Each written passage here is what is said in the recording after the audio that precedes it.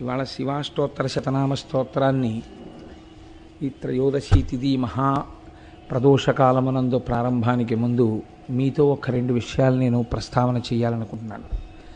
దీన్ని ప్రస్తావించిన తరువాత మనం శివనామములను చదువుదాం.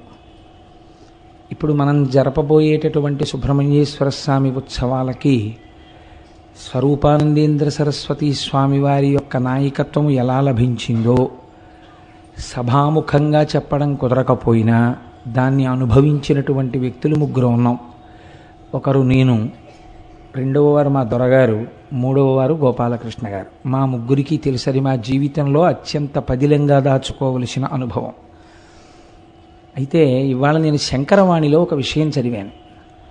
స్వరూపానందేంద్ర సరస్వతీ స్వామివారు తమ ఉత్తరపీఠాధిపతితో పరివారంతో కలిసి సుబ్రహ్మణ్య క్షేత్రాలన్నిటినీ దర్శనం చేయడానికి వెళ్ళారట. తమిళనాడులో రామేశ్వరం కూడా వెళ్ళారు, మధుర, ఇవన్నీ వెళ్ళినప్పుడు 31వ తారీఖు రాత్రి వారు పళని వెళ్ళారు. ప్రదోష కాలంలో సుబ్రహ్మణ్యుణ్ణి చూద్దామని. కానీ పాదం పెట్టడానికి వీలు లేనంత మంది జనంతో నిండిపోయిందట, కొండ కింద కొండ మీద కూడా. ఎలా పెడతాం అసలు కొండ మీదకి అని వారు నిలబడిపోయినటువంటి సమయంలో ఎవరో ఒక అపరిచిత వ్యక్తి వచ్చి మాట్లాడడానికి కూడా అవకాశం ఇవ్వకుండా, నన్ను పోలీస్ ఆఫీసర్స్ పంపించారు, మీరు శారదా పీఠాధిపతులు కదా, మీరు మీ పరివారం మీ ఉత్తర పీఠాధిపతి ఈ స్పెషల్ ట్రైన్ ఎక్కండి కొండ మీదకి తీసుకెళ్ళాట. అందరినీ ఆపేసి స్వామివారిని లోపలికి తీసుకెళ్ళి దర్శనం అయిపోయిన తర్వాత ఇంకా ఆ వ్యక్తి కనపడలేదు. నేను నమ్మిన సుబ్రహ్మణ్యుడు నాకు ఈ దర్శనం చేయించాడు అని ఒక పీఠాధిపతి ఆ శంకరవాణిలో రాసుకున్నారు. అది నేను ఇవాళ ఆనందం ఆగక కారు దిగ్గానే గోపాలకృష్ణ గారిని కారులో కూర్చోబెట్టి ఆ పుస్తకం ఇచ్చి, గోపాలకృష్ణ గారు మీరు ఆ ఫొటోస్ అది ఓసారి చదవండి అని రెడ్డింగ్తో అండర్లైన్ చేసి ఇచ్చాను. అది ఒకటి. అటువంటి మహానుభావుడు, అటువంటి సుబ్రహ్మణ్యానుగ్రహాన్ని పొందినటువంటి వ్యక్తి రేపు మనం చేయబోయేటటువంటి సుబ్రహ్మణ్యేశ్వర స్వామివారి ఉత్సవాలకి ఆధ్వర్యం వహించడం మనకి చాలా ఆనందదాయకమైన విషయం. రెండవ విశేషం ఏమిటంటే, మీరు చదివి ఉంటారు, మొన్నటి రోజునే మనం రామేశ్వరం గురించి మాట్లాడుకున్నాం. ఈ మధ్య కాలంలోనే ప్రభుత్వం ఒక నిర్ణయం తీసుకుందట, సేతువుని బద్దలగొట్టేద్దామని. సేతువుని బద్దలగొట్టేస్తాము అంటే ఇదే స్వరూపానందేంద్ర సరస్వతీ స్వామివారు రామేశ్వరంలో ఆ సేతువు జోలికి వెళ్ళరాదు అని అన్నారట. అది కూడా నేను ఇవాళే చదివాను. ఒక క్రేన్ను, చాలా పెద్ద క్రేన్, మొన్న ఈనాడు పేపర్లో వచ్చింది, నాకు దత్తాత్రేయ స్వామి వారు కూడా చూపించారు. ఆ క్రేన్ వచ్చి ఆ వారధి దగ్గరికి వెళ్ళి పలక ఎత్తబోతే పలకని క్రేన్ ఎత్తడం కాదుట, క్రేన్ విరిగి సముద్రంలో పడిపోయింది. పడిపోతే శాస్త్రవేత్తలు ఇవాళ ముక్కున వేలేసుకుని ఆశ్చర్యపోతున్నారట. ఇది అసలు శాస్త్రవేత్తల ఊహకందనటువంటి విషయం.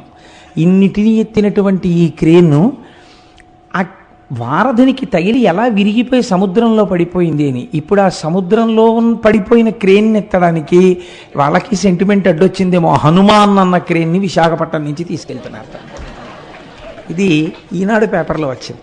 సనాతన ధర్మం ఎంత గొప్పదో, సనాతన ధర్మమునందు నమ్ముకున్న స్వామి ఎంత గొప్పవాడో, ఒక్క పూనిక మనిషిని ఎంత దూరం తీసుకెళ్ళగలదో ఆవిష్కరించేటటువంటి ఈ రెండు సంఘటనలు నేను ఎంత తాపత్రయంగా ఉందంటే నాకు సంతోషం.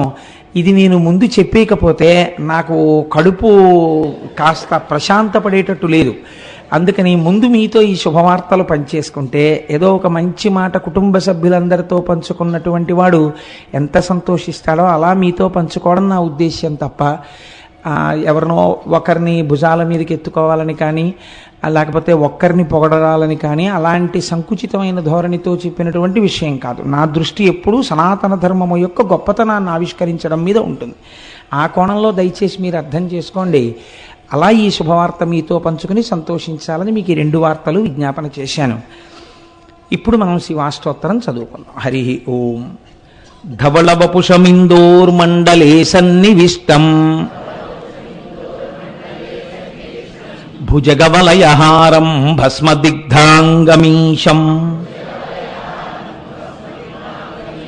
మృగయ పరశుపాణిం చారు చంద్రార్ధమౌళిం హృదయ కమల మధ్యే సంతతం చింతయామి.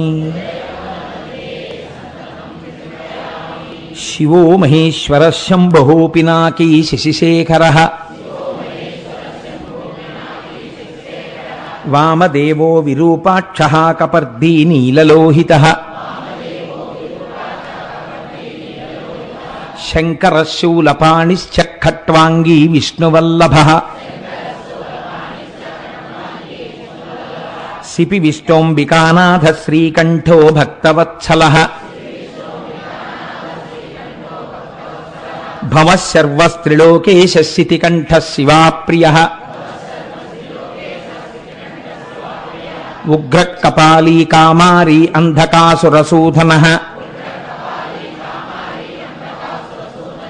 గంగాధరో లలాటాక్ష కాలకాల కృపానిధిః. సత్యవాణి గారు చదువుతున్నారా? భీమ పరసుహస్తశ్చ మృగపాణిర్జటాధరః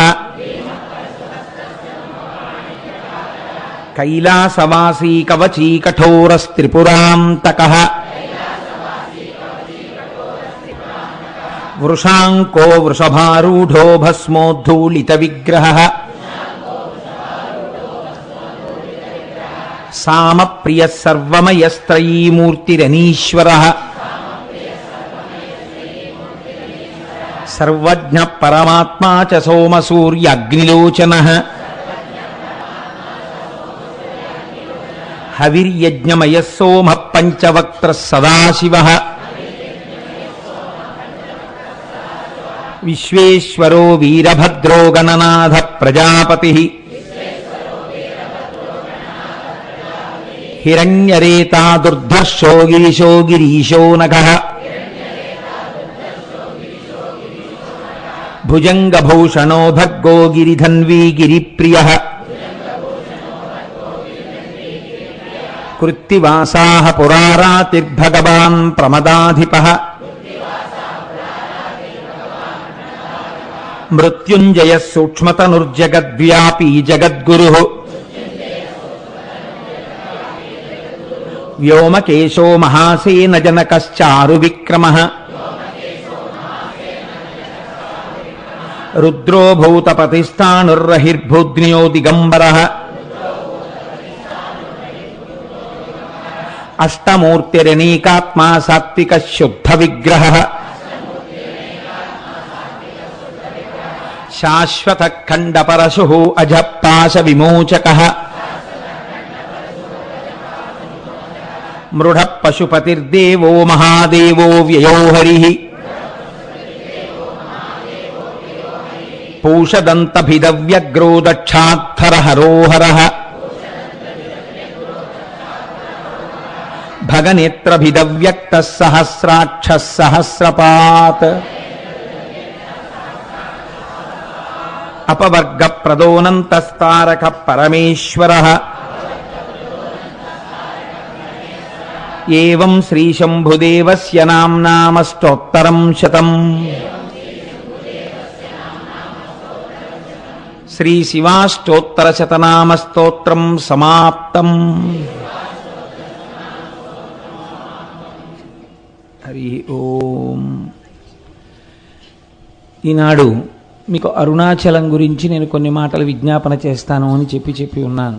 మనకి అష్టమూర్తి తత్వము అని శివతత్వంలో ఒక మాట చెప్తారు. భౌరంభాంశనలో నిలోంబర మహార్నాథో హిమాంసు పుమాన్ ఇత్యాభాతి చరాచరాత్మకమిదం యస్యైవ మూర్త్యష్టకం నాణ్యకించన విద్యతే విమృశతాం యస్మాత్ పరస్మాత్ విభో తస్మై శ్రీ గురుమూర్తయే నమగిదం శ్రీ దక్షిణామూర్తయే అని శంకర భగవత్పాదులు దక్షిణామూర్తి స్తోత్రంలో అంతటా ఉన్నటువంటి పరమేశ్వర చైతన్యాన్ని గుర్తించలేనప్పుడు సాకారోపాసన శివుని దేనియందు చూడవచ్చు అన్న దాని గురించి చెప్పారు.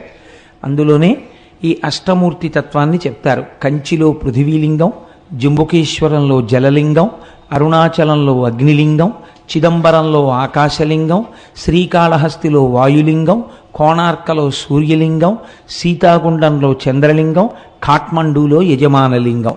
ఈ 8 అష్టమూర్తులు. ఈ 8 కూడా ఈశ్వరుడే. కాబట్టి నీ కంటితో చూసి ఉపాసన చెయ్యడానికి యోగ్యమైనటువంటి పరమశివ స్వరూపములు. ఇందులో మీకు కంచిలో ఉండేటటువంటి పృథివీలింగం మీకు తెలుసు. ఆ పృథివీలింగం కాంచీపురంలో ఉంది. కాంచీపురంలో ఒక గొప్ప విచిత్రం ఉందండి. కంచిలో 1000 పైచిలకు శివాలయాలు ఉన్నాయి. కానీ కంచి నగరం ఎక్కడ వరకు ఉందో ఆ పరిధిలో ఎక్కడ అమ్మవారు ఉండదు శివాలయంలో. అన్ని శివాలయాలకి కలిపి ఒక్కటే శక్తి కేంద్రం కామాక్షి అమ్మవారి దేవాలయం. ఆఖరికి మసీదులకు సంబంధించినటువంటి ఊరేగింపులు కూడా కంచిలో చిత్రం ఏమిటంటే అమ్మవారి గుడికే ప్రదక్షిణం చేస్తాయి. అన్ని దేవాలయాలకు సంబంధించిన ప్రదక్షిణలు అమ్మవారి గుడిని ప్రదక్షిణంగా పెడతాయి. అంత పవిత్రమైనటువంటి క్షేత్రం కంచి. అసలు ఆ మాటకొస్తే దక్షిణ భారతదేశంలో ఉన్న ఏకైక మోక్షపురి కంచి. ఎందుకంటే అయోధ్య, మధుర, మాయా, కాశీ, కాంచి, అవంతిక, పురి, ద్వారవతి చైవ సప్తైతే మోక్షదాయక. అందులో దక్షిణ భారతదేశంలో ఉన్నది కంచి ఒక్కటే. అక్కడ ఉన్నది పృథివీలింగం. అందుకే మల్లె నూనెతో అభిషేకం, అక్కడ నీటితో చెయ్యరు. రెండవది జంబుకేశ్వరంలో జలలింగం. ఆ శివలింగం దగ్గర జంబుకేశ్వరంలో ఎప్పుడూ నీళ్లు ఊరుతుంటాయి, కానీ ఆ నీటిని ఎవరి మీద ప్రోక్షించడం కానీ అది చెయ్యరు. కాబట్టి నీరు శివుడే అని చెప్పడానికి జలలింగమై ఉన్నాడు. మూడవది చిదంబరంలో ఆకాశలింగం. నేను తరచూ దీని గురించి మీకు చెప్తుంటాను. చిదంబరంలో ఉండేటటువంటి స్వామిని సాకారుడిగా చూడాలంటే కనకసభ అంటారు దాన్ని. అక్కడ నటరాజస్వామిగా చూడాలి. ఒకచో ఒక గమ్మత్తైన విషయం చెప్తారు. నటరాజస్వామి వారికి కాళికాదేవికి పోటీ జరిగింది. ఇద్దరిలో ఎవరు ఎక్కువ తాండవము చేయగలరు అంటే, స్త్రీ చేస్తే తాండవము అనరు, లాస్యము అంటారు. ఎవరు చేయగలరు దీన్ని? నాకు తెలిసినంత వరకు విశాఖపట్నంలో సంపత్ కుమార్ బృందం అని ఒకటి ఉండేది. మహానుభావుడు ఆంధ్రజాలరీ చేస్తుండేవారైనా. నేను ఆ రోజుల్లో విశాఖపట్నంలో ఉద్యోగం చేసేవాడిని. ఇంటికి వచ్చేస్తూ సాంబమూర్తి కళామందిరంలో కూర్చుంటే నిజంగా ఆయన ఆ జాలరీ వేషంలో ఆ పడవ ఆ సముద్రంలో తెడ్డు వేస్తూ వెడుతున్న దృశ్యాన్ని చేసేవారు. అద్భుతం. మహానుభావుడు ఉమాసంపత్ అని ఆయన భార్య గారు ఉండేవారు. వాళ్ళిద్దరూ ఇది చేస్తుండేవారు. ఈ తాండవము, లాస్యము ప్రదోష వేళలో నిజంగా కైలాస పర్వతం మీద ఉన్నట్టు ఉండేది. అది చేసినప్పుడు శంకరుడు ఎలా నర్తిస్తే కాళిక అలా నర్తించింది. అసలు ఇద్దరిలో ఎవరు నటరాజని పిలవాలి అన్న విషయం తేవలేదు. ఈ స్థితికి వెళ్ళిపోయిన స్థితిలో శంకరుడు ఏం చేశాడంటే, ఇంకా అక్కడే పళ్ళెంలో ఉన్న కుంకుమనందు తన బొటనవేలిని ముంచి ఎత్తి కాళికాదేవి యొక్క లలాటమునందు బొట్టు పెట్టాడు అని ఒకచో నేను చదివిన విషయం మీకు ప్రస్తావన చేస్తున్నాను. కానీ స్త్రీ పురుషుడి ముందు అంత పైకి కాలెత్తి లలాటమును తాకదు కనుక సిగ్గుపడి కాళికాదేవి నిలబడిపోయింది. ఇప్పుడు నటరాజమూర్తిగా శంకరుడికి అభిషేకం చేశారు. నటరాజమూర్తి అంటే దాని స్థితి వేరు. అసలు సృష్టి స్థితి ప్రళయకర్తగా శివుడు ఉంటే దాన్ని నటరాజస్వామి అంటారు. ప్రతి కదలిక ఆయనదై ఉంటుంది. అటువంటి నటరాజస్వామిగా కనకసభలో ఉంటాడు. అదే స్వామి ఆకాశలింగంగా అంతరాలయంలో ఉంటాడు. ఆకాశలింగం అంటే మీరు చిదంబరం వెడితే మీ దగ్గర మారేడు దళాలతో ఉన్నటువంటి మాలలు తీసుకుంటారు, తీసుకెళ్ళి ఓ గోడ మీద వేస్తారు. వేస్తే పాపం కొంచెం తెలియని వాళ్ళు ఏం చేస్తారంటే, శివలింగం ఎక్కడండి, శివలింగం ఎక్కడండి అని ఇలా ఇలా చూస్తూ ఉంటారు. చూస్తుంటే ఆఖరికి వాళ్ళు ఇంకా పదండి అయిపోయింది పూజ అంటారు. అయిపోయింది పూజ అంటే అసలు శివలింగమే కనపడలేదు. ఇంత దూరం వచ్చిన వాళ్ళు బెంగెట్టుకుని అసలు శివలింగం ఏదండి అంటారు. అంటే వాళ్ళు ఇదే శివలింగం అని గోడ చూపిస్తారు. ఇదేమిటి, ఇది శివలింగం ఏమిటి అనుకుని వెళ్ళిపోతే అక్కడ ఉన్న వాళ్ళు అంటారు, అర్థం కాకపోతే అది చిదంబర రహస్యం అండి అంటారు. చిదంబర రహస్యం అంటే ఏమిటంటే, ఆకాశము అంటే అంతటా వ్యాప్తి చెందినది. అంతటా ఉన్న శివుణ్ణి ఎక్కడున్నాడని మళ్ళీ ప్రత్యేకం మీరు చూపిస్తారు. అందుకని అక్కడ ఏం ఉండదు, గోడ ఉంటుంది, దానికే పూజ అంతే. అంతటా ఉన్నాడు, అది లోపల తెలుసుకుని పూజ చేయడం. కాబట్టి చిదంబరం ఆకాశలింగం, శ్రీకాళహస్తి వాయులింగం మీకు తెలుసు. అక్కడ 2 జ్యోతులు వెలుగుతుంటాయి ఎప్పుడు. మనకి సైన్స్లో ఏమిటంటే ఆక్సిజన్ లేకపోతే దీపం నిధనం అయిపోతుంది అని. అందుకని విదేశీయులకి ఎంతసేపు కూడా మనకి ఉన్నటువంటి ఆరాధనా విధానాన్ని వాళ్ళు హేతువుని చూడడానికి ప్రయత్నించేవారు. కాబట్టి విదేశీ పరిపాలనలో ఏం చేశారంటే, శ్రీకాళహస్తిలోకి గాలి రాకుండా దేవాలయాన్ని మూసేశారు. ఆక్సిజన్ అయిపోతుంది కదా, అప్పుడు ఈ దీపాలు ఏమవుతాయో చూద్దామని. ఎన్ని రోజులైనా ఆ దీపాలు అలా వెలుగుతూనే ఉన్నాయి. గాలిలో ఆక్సిజన్ అయిపోయినట్టుగా అక్కడ ఉన్నటువంటి పరికరములు చూపిస్తున్నాయి, కానీ దీపాలు మాత్రం వెలుగుతున్నాయి. ఏ గాలి లేకపోయినా రెండు దీపాలు గాలి కొట్టుకుంటున్నట్టు ఇలా కొట్టుకుంటుంటాయి ఇప్పటికీ. అలా వాయురూపుడైనటువంటి పరమాత్మ శివుడే అని చూపించడం కోసమే శ్రీకాళహస్తిలో వాయులింగం. అందుకే ప్రాణము ఉన్నది, ప్రాణము పోయినది అంటే భవతి, వీడున్నాడు అనడానికి ఏమిటి గుర్తు? ఊపిరి. ఆ ఊపిరి ఆగిపోయింది అనుకోండి, శవం వెళ్ళిపోయినాడు, అమంగళ స్వరూపం అయిపోయింది అంటున్నాం. అందుకే శ్రీకాళహస్తిలో శివలింగం పశ్చిమాన్ని తిరుగుతుంది. అక్కడ పశ్చిమాన్ని తిరిగితే గుర్తు ఏమిటంటే పశ్చిమం సూర్యాస్తమయం. శ్రీకాళహస్తి వెళ్ళి నమస్కారం చేసినటువంటి వాడికి ఆఖరి ఊపిరి నడుస్తుండగా ఈశ్వరుడే ఆ ఊపిరిని భగవత్ సంబంధమైన నామముగా మార్చి, వీడు చిట్ట చివరి ఊపిరిలో ఈశ్వరనామం చెప్పాడు కాబట్టి వీడిని నా పాదాల దగ్గర పెట్టుకుంటున్నానని తాను తీసుకుంటాడు. కాబట్టి పశ్చిమానికి తిరిగి శ్రీకాళహస్తిలో ఉంటాడు. అంతర్లీనముగా అది మనకి జరిగే ప్రయోజనం, అది వాయులింగం. కాబట్టి కంచియందు పృథివీలింగం, జంబుకేశ్వరంలో జలలింగం, చిదంబరంలో ఆకాశలింగం, శ్రీకాళహస్తిలో వాయులింగం. పంచభూత లింగాలుగా చూడండి. పోనందాక తిరువణ్ణామలై అంటే అరుణాచలానికి వస్తే అగ్నిలింగం. ఇప్పుడు మీరు ఒక్క విషయాన్ని గమనించండి. పృథివీలింగం అంటే మీకు తెలుస్తోంది పృథివీ, జలలింగం అంటే తెలుస్తోంది నీరు, ఆకాశలింగం అంటే తెలుస్తోంది ఏమీ లేకుండా అంతటా పరమాత్మ ఉన్న స్థితి. అలాగే మీకు వాయులింగం తెలుస్తోంది దీపముల కదలిక చేత. అప్పుడు అగ్నిలింగం అన్న దగ్గర ఏది ఉండాలి? అగ్నిహోత్రం ఉండాలి కదండి. మీరు అరుణాచలంలో శివలింగం దగ్గరికి వెళ్ళి దర్శనం చేసుకున్నారనుకోండి, ఏ ప్రశ్న వెయ్యాలి గురువుని శిష్యులు? అయా, కంచి వెడితే పృథ్వీలింగం ఉందండి, మిగిలిన చోట్ల భూతములు తెలుస్తున్నాయి, మరి ఇక్కడ కూడా అగ్నిహోత్రం ఉండాలి కదండి, ఇక్కడ అగ్నిహోత్రం లేదు కదా, మరి ఇది అగ్నిలింగం అని ఎలా పిలుస్తారు అని అడగాలి కదా. ఇక్కడ రాశీభూతమైన జ్ఞానాగ్ని, అది జ్ఞానాగ్నియే. అందుకే స్కాంద పురాణం అంది జీవి యొక్క ప్రయాణాన్ని, మనుష్య ప్రయాణం అనకండి, జీవుడు లోపల ఉన్న జీవుడు ఎన్ని దేశముల నుండి నే వచ్చినానో నిన్న విన్నారు కదా. ఇదేంటి, ఎందరో రోతల్లులెందరో తండ్రులెందరో తనవారులెందరో సుతులు, ఎంతమంది అయ్యారో ఇప్పటికీ. కాబట్టి ఈ జీవయాత్ర వెళ్ళిపోతూనే ఉంది. ఏ దేశమున నుండి ఈ చటకు వచ్చి తినో, ఏ అమెరికాలో పుట్టామో భోగదేశాల్లో, అదృష్టం కొద్దీ ఇప్పుడు కర్మభూమిలోకి వచ్చాం, పుణ్యభూమిలోకి. ఎక్కడి నుంచి ఇక్కడికి వచ్చాను, మళ్ళీ ఇచట నుండి నే పోదు ఏ దేశమునకు, మళ్ళీ ఎక్కడికి పోతాము. కాబట్టి జీవకోటి యాత్రలో ఒక అడ్డంగా గీత పెడతారట. ఏమా గీత అంటే అరుణాచల ప్రవేశమునకు పూర్వము, అరుణాచల ప్రవేశము తదనంతరము. అరుణాచలేశ్వరుడు దర్శనం పెట్టరు, మీరు జాగ్రత్తగా గుర్తుపెట్టుకోండి. అరుణాచల ప్రవేశమునకు పూర్వము, అసలు అరుణాచలంలోకి ప్రవేశించాడా ఇది చూస్తారు. రెండవది అరుణాచల ప్రవేశమునకు తరువాత, అరుణాచలంలో ఒకసారి ప్రవేశిస్తే ఆ జీవి యొక్క జీవితం ఇంకొకలా ఉంటుంది, అక్కడి నుంచి గీత కొట్టి ఇంకోలా చూస్తారు. కాబట్టి అందరూ అరుణాచలంలోకి ప్రవేశించలేరు, ఇది ఒక సిద్ధాంతం ఉంది. అయితే నాకు దీని గురించి కించిత్ అనుమానం ఉండేది. ఇది ఎప్పుడో ఉంటుంది కదా, ఇప్పుడు రైళ్ళు వచ్చేసాయి, బస్సులు వచ్చేసాయి, అనేకం వచ్చేసాయి, ఇప్పుడు కూడా అలా ప్రతిబంధకాలు ఉంటాయా అని నాకు అనుమానం ఉండేది. నేను మొట్టమొదటిసారి అరుణాచలం వెళ్ళినప్పుడు, ఈ సభలో ఎవరైనా ఉన్నారో లేరో నాతో వచ్చిన వాళ్ళు, శంకరం గారు ఉన్నారేంటే మీరు సాక్ష్యం, అయితే నాకు ఈ అనుమానం ఉండేది. చిత్రం ఏమిటంటే, మేము చెన్నై నుంచి అరుణాచలం వెడుతుంటే వ్యాన్ బరస్ట్ అయిపోయింది. బరస్ట్ అయిపోతే దిగిపోయి కూర్చున్నాం. వాడు వెళ్ళి టైర్లు తెచ్చి మళ్ళీ టైర్లు మార్చాడు. మళ్ళీ కొంచెం దూరం వెళ్ళింది, మళ్ళీ బరస్ట్ అయిపోయింది. చీకటి పడిపోతోంది, రోడ్డు మీద నిలబడిపోయాం. మేము అరుణాచలంలోకి ప్రవేశించలేదు. అప్పుడు నాకు అర్థమైంది, ఎన్నున్నా అరుణాచల ప్రవేశానికి ఈశ్వర అనుగ్రహమే కారణం కావాలి అని. అప్పుడు రోడ్డు మీద కూర్చుని భగవన్నామాలు చేశాం.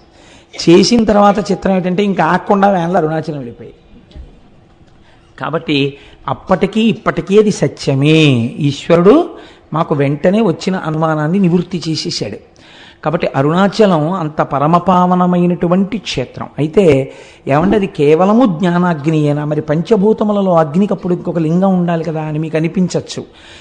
చాలామంది పెద్దలు ఏం చెప్తారంటే ఇది సత్యమే. అరుణాచలంలో ఉన్నటువంటి శివలింగమునకు కొంచెం దగ్గరగా కూర్చుంటే అంతరాలయంలో మీకు ఉక్క పోసేసి చెమటలు పట్టేసి ఏదో కొంచెం వేడితోటి సతమతం అయిపోతున్నట్టుగా అనిపిస్తుంది. అది చాలా తీవ్రమైన అగ్ని అనుకోండి, మీరు తట్టుకోలేరు సెగ. అందుకని ఈశ్వరుడు అగ్నిహోత్రము తానే అని అలా నిరూపిస్తూ ఉంటాడు. అటువంటి పరమపావనమైనటువంటి క్షేత్రము ఆ తిరువణ్ణామలైలో ఉన్నటువంటి అరుణాచలేశ్వరుడు. అయితే ఈ అరుణాచలం గురించి ప్రత్యేకముగా నేను ప్రస్తావన చేస్తాను ఇవాళ. రేపు భగవాన్ రమణుల గురించి ప్రస్తావన చేస్తాను అనడం వెనకాతల ఒక ఆర్తి ఉంది. ఎందుకు నేను దాని గురించి ప్రత్యేకం ప్రస్తావన చేస్తాను అని అనవలసి వచ్చిందంటే, మనకి ఒకానొకప్పుడు శంకరుణ్ణి దేవతలు మనుష్యులు అందరూ ప్రార్థన చేస్తే ఆయన ఇచ్చినటువంటి వరములుగా 4 చెప్తారు. దర్శనాత్ అభ్రసదసి, చిదంబరమునందు జ్ఞానముతో దర్శించుట, అంతటా ఈశ్వరుడు ఆకాశరూపుడయ్యున్నాడు అని దర్శనం. అదంత జ్ఞానంతో దర్శనం చేయడం అందరికీ కుదురుతుంది, కుదరకపోతుంది. కాబట్టి ఈశ్వర ఇంకొక మాట చెప్పన్నారు, దర్శనాద్దభ్ర సదసి, చేత కాకపోతే జననాత్ కమలాలయే. కమలాలయే అంటే తిరువారూరు. నువ్వు కమలాలయంలో పుడితే నీకు మోక్షం ఇస్తానన్నాడు స్వామి. చాలా బాగుంది కానండి, పుట్టడం మా చేతిలో ఉందా? ఎక్కడ పుడతాము? కాబట్టి అమ్మ కడుపులో ఉన్న నాకు అమ్మ ఎక్కడుందో ఏం తెలుసు, ఎలా పుడతాను? ఇంకొక మాట చెప్పండి అంటే ఆయన అన్నాడు, పోనీ పుట్టడం నీ చేతిలో లేదు, వృద్ధాప్యం వరకు వచ్చేసిన తర్వాత ఇంకా నా జీవనయాత్ర పూర్తయిపోతోందని నీకు తెలిసిపోతూ ఉంటుందిగా, బాధ్యత అయిపోయిందిగా, కాశీ వెళ్ళిపోతే ఏం చేస్తాను? జననాత్ కమలాలయే కాశ్యాంతో మరణాన్ముక్తి, కాశీలో ప్రాణం వదిలిపెట్టేస్తే మోక్షం ఇచ్చేస్తాను. ఎలా ఇస్తాడో మొన్న మీరు విన్నారు కదా విశ్వేశ్వరలింగంలో, కాశ్యాంతు మరణాన్ముక్తి అంటే వాళ్ళు అన్నారు, ఈశ్వర ఏమో ఈ లోపల వచ్చేస్తే, లేదా మేము కాశీలో ఉండగా మోక్షం వచ్చేటట్టుగా కాశీకి వెళ్ళేంతగా కుటుంబాల్ని వదిలి వెళ్ళగలిగినంత దృఢచిత్తము కలియుగంలో మాకు ఎలా ఉంటుంది? ఈ అనుబంధాలతో వేసారిపోతూ. కాబట్టి అలా వెడతామని నమ్మకం లేదు. ఇంకొక మాట చెప్పండి అంటే స్వామి అన్నారు, ఇంకా ఇంతకన్నా సులభం ఉండదు, ఒక్క మాట చెప్తాను, చెయ్యగలరా? స్మరణాత్ అరుణాచలే, పైకి అనక్కర్లేదు. అరుణాచల శివ అరుణాచల శివ అరుణాచల శివ అరుణ శివ అని మీరు అనక్కర్లేదు. స్మరణాత్, స్మరణము మనస్సుకు సంబంధించినది. మీరిక్కడ అరుణాచల శివుడు అని ఒకసారి తలుచుకుంటే చాలు, పాపరాశి ధ్వంసం చేస్తాను. పోనీ అలా తలుచుకోగలవా? ఇది కూడా కుదరదన్నారు అనుకోండి, ఇంకా నేను మిమ్మల్ని ఉద్ధరించలేనని ఈశ్వరుడితో అనిపించుకోకూడదు కదా, అందుకని తప్పకుండా అన్నారు. స్మరణాత్ అరుణాచలే, కేవలము స్మరించినంత మాత్రం చేత పాపరాశిని ధ్వంసము చేయగలిగినటువంటి క్షేత్రము అరుణాచల క్షేత్రము. ఇక్కడ ఒక గమ్మత్తుంది. మీకు భారతదేశం మొత్తం మీద ఎక్కడా లేనటువంటి రీతిలో అరుణాచలంలో పరమశివుడు 3గా కనపడుతూ ఉంటాడు అని పురాణం చెప్తుంది. 3గా, ఇందులో అరుణాచలం వెళ్ళిన వాళ్ళు చాలామంది ఉన్నారని నేను అనుకుంటున్నాను. నాకు తెలియడం కోసం, సంతోషించడం కోసం, అరుణాచలం వెళ్ళిన వాళ్ళు ఎంతమంది ఉన్నారో ఒక్కసారి చెయ్యెత్తండి సభలో. ఓ చాలామంది ఉన్నారండి వెళ్ళవలసిన వాళ్ళు, చాలా సంతోషం. ఈ మాట ఎప్పుడైనా ఈశ్వరుడు మనందరినీ కలిపి తీసుకెళ్ళుగాక అని సంకల్పం చేద్దాం. స్మరణాత్ అరుణాచలే, ఆ అరుణాచలం దాని గురించి శాస్త్రం ఒక మాట చెప్తుంది. అరుణాచల క్షేత్రమునందు శివుడు 3గా కనపడుతూ ఉంటాడు. అరుణాచలంలో ఒక పెద్ద పర్వతం ఉంది, దాని పేరే అరుణాచలము. అంటే అచలము అని కదండి, అచలం అంటే కొండ. ఒక పెద్ద కొండ ఉంది, దానికి ప్రదక్షిణం చేయాలంటే 14 కిలోమీటర్లు నడవాల్సి ఉంటుంది. ఆ కొండ శివుడే, కొండయే శివుడు అక్కడ. అందుకే మీరు చూస్తే ఒక చిత్రమైన బోర్డులు కనపడుతుంటాయి, absorbed into the lotus feet of Arunachala అని ఉంటాయి. రమణాశ్రమంలో అక్కడే ప్రాణాలు విడిచిపెట్టేసిన వాళ్ళని సమాధులు చేస్తే అక్కడ బోర్డులు పెడతారు, వీళ్ళ పేరు ఇది, absorbed into the lotus feet of Arunachala అంటారు. అరుణాచల పాదములు అని పిలుస్తారు ఆ కొండ కింద ఉన్నటువంటి భాగాన్ని. ఆ కొండకి ప్రదక్షిణం చేస్తారు. ఈ కొండకి ప్రదక్షిణం చేస్తే అక్కడ మీరు నమ్మండి నమ్మపోండి, నాకు పరమ విశ్వాసముతో కూడుకున్న విషయం, ఎన్ని కోట్ల జన్మల పాపములో అక్కడ దగ్ధమవుతాయని. భగవాన్ రమణుల్ని ఎవరైనా చూడ్డానికి వెడితే అరుణాచలంలో ఆయన మొదట ఒక ప్రశ్న వేసేవారు, గిరి ప్రదక్షిణం చేశారా అని అడిగేవారు. వాళ్ళు మళ్ళీ ఓ గంట పోయాక కనపడేవారు, భగవాన్ మీరు చెప్పినట్టుగా గిరి ప్రదక్షిణానికి వెళ్ళొచ్చాం అనేవారు. ఎలా వెళ్ళారు అంటే ఆటోలో వెళ్ళామండి అనేవారు. ఏదో వయస్సు అయిపోతే వాళ్ళని నేను తప్పు పట్టట్లేదు. అయితే ప్రదక్షిణ పుణ్యం ఆటోదా మీదా అని అడుగుతుండేవారు ఆయన. కాబట్టి ఆ గిరి ప్రదక్షిణం అనేటటువంటిది మనం ప్రయత్నపూర్వకంగా చెయ్యాలి. అక్కడ చిత్రం ఏంటంటే, మీరు ప్రదక్షిణం ప్రారంభం చెయ్యగానే సాధారణంగా రమణాశ్రమం దగ్గర నమస్కారం చేసి కొంచెం 4 అడుగులు వెయ్యగానే ఒక వినాయకుడి గుడి ఉంటుంది, అక్కడ నమస్కారం చేసి అరుణాచలానికి ప్రదక్షిణానికి బయలుదేరుతారు. బయలుదేరినప్పుడు మొట్టమొదట దక్షిణ దిక్కున కనపడేటటువంటి లింగం యమలింగం. దక్షిణ దిక్కున మరి యమధర్మరాజు కదండి, అందుకని యమప్రసాదాత్ ఆయుర్వర్ధనమశ్నుతే అని చెప్తాం మనం ఆశీర్వచనంలో. దక్షిణ దిక్కున ఉన్నటువంటి యమధర్మరాజు గారి యొక్క అనుగ్రహము చేత నీకు ఆయువు వృద్ధి ఎగుగాక. మీరు ఒక్కటి గుర్తుపెట్టుకోండి, అరుణాచలానికి అరుణ పర్వతానికి మీరు ఎన్ని మాటలు ప్రదక్షిణం చేసినా ఒక్క పర్వతానికి ప్రదక్షిణము చేయరాదు. అరుణాచలం పర్వతం చుట్టూ ఉన్న అన్ని ఆలయములను దర్శనము చేస్తూనే ప్రదక్షిణం చెయ్యాలి తప్ప వాటిని విడిచిపెట్టి ప్రదక్షిణం చెయ్యకూడదు. అలా ఎందుకు చెయ్యకూడదో నేను ఈ మధ్య ఉపన్యాసంలో ఒక రోజున చెప్పాను, చర్విత చరణంగా మళ్ళీ చెప్పవలసిన అవసరం లేదు. అయితే ఈ దక్షిణ దిక్కున ఉన్నటువంటి యమలింగానికి అరుణాచలంలో ఒక ప్రత్యేకత ఉన్నది అంటారు. ఏమా ప్రత్యేకత అంటే, ఎముకలు విరిగిపోయినటువంటి వాళ్ళు, ఎముకలు అరిగి బాధపడుతున్న వాళ్ళు అరుణాచలంలో యమలింగ దర్శనం చేస్తే ఆ ఎముకలు చాలా తొందరగా అంటుకుంటాయి. చాలామందికి అలా జరిగాయి సంఘటనలు. మీరు దానికి సంబంధించినటువంటి విషయాల్ని పరిశీలన చేస్తే ఎన్ని సంఘటనలు, ఎన్ని సందర్భాలు ఉంటాయో ఎన్నని పురాణ ప్రవచనంలో తీసుకురాగలం. ఎంతమందికో అలా అంటుకున్న ఎముకలు. కాబట్టి యమలింగమునకు అటువంటి శక్తి ఉన్నది. అరుణాచలంలో మీరు ప్రదక్షిణం చేస్తున్నప్పుడు నైరుతి దిక్కుకి వెళ్ళేటప్పటికి నైరుతి లింగము అని ఒక లింగం ఉంటుంది. ఆ నైరుతి లింగము మీరు వెళ్ళినప్పుడు కొంచెం జాగ్రత్తగా చూడండి, అది రోడ్డు మీదకి కనపడదు, కాస్త లోపలకు ఉంటుంది. మీరు 4 అడుగులు వేసి లోపలికి వెళ్ళాలి. వెడితే ఆ నైరుతి లింగం గురించి పెద్దలు ఏం చెప్తారంటే, మనస్సు చాలా తొందరగా నిలకడని పొందగలిగినటువంటి పరమశక్తివంతమైన ప్రదేశము నైరుతి లింగము అని చెప్తారు. నైరుతి లింగం దగ్గర కూర్చుని కాసేపు ధ్యానం చేసుకోవడం, నైరుతి లింగం దగ్గర కూర్చుని ఒక శ్లోకమో, ఒక పద్యమో, ఒక శివ సందర్భమో చెప్పుకోవాలి. నేను ఎప్పుడు అరుణాచలం వెళ్ళినా నాతో పాటు ఎవరో భక్తులు ఏదో పాపం వీడితో వీడితే ఏదో చెప్తాడని ఆశ, నాకేం తెలుసు కనుక వస్తూ ఉంటారు. వస్తే తప్పకుండా నైరుతి లింగం దగ్గర కూర్చుని ఏదో ఒకటి చెప్పి బయలుదేరుతుంటాం. మొన్న వెళ్ళినప్పుడు కూడా మేము అలాగే చేసాం ప్రదక్షిణ. కాబట్టి ఆ నైరుతి లింగం దగ్గరే కావ్యకంఠ గణపతి ముని తపస్సు చేశారు. తపస్సు చేసినప్పుడు ఒక ఆశ్చర్యకరమైన సంఘటన జరిగింది. వారు తపస్సుకు కూర్చునే ముందు వారు ఒక నిర్ణయం తీసుకుని నైరుతి లింగానికి చెప్పారు, ఈశ్వర, నా తపస్సు సిద్ధించే వరకు నేను ఈ ప్రదేశమును విడిచిపెట్టి వెళ్ళను అని. ఒక చిన్న గదిలా ఉంటుంది ఆ లింగానికి ముందు, అందులో ఒక గుడ్డల మూట ఒకటి ఉండేది. ఆయన ఆ గదిలో కూర్చుని రాత్రి 11:30-12 వరకు తపస్సు చేసేవారు. చేసి ఒక్క గ్లాసుడు పాలు అక్కడ ఎవరైనా పెడితే ఆ పాలు తాగి పడుకునేవారు అక్కడే. మళ్ళీ తెల్లవారకట్ట లేచి ఆ బాహ్యాంతర శౌచములు సిద్ధింప చేసుకుని మళ్ళీ తపస్సు కూర్చునేవారు. కావ్యకంఠులు అలా తపస్సు చేస్తుండగా ఒక ఆశ్చర్యకరమైన సంఘటన జరిగింది.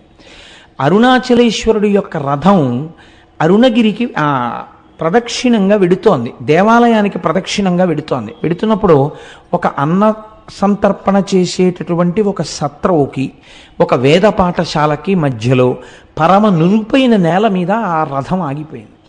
అలా 9 రోజులు వెళ్ళాలి ఆ రథం. అది 6వ రోజున ఆగిపోయింది.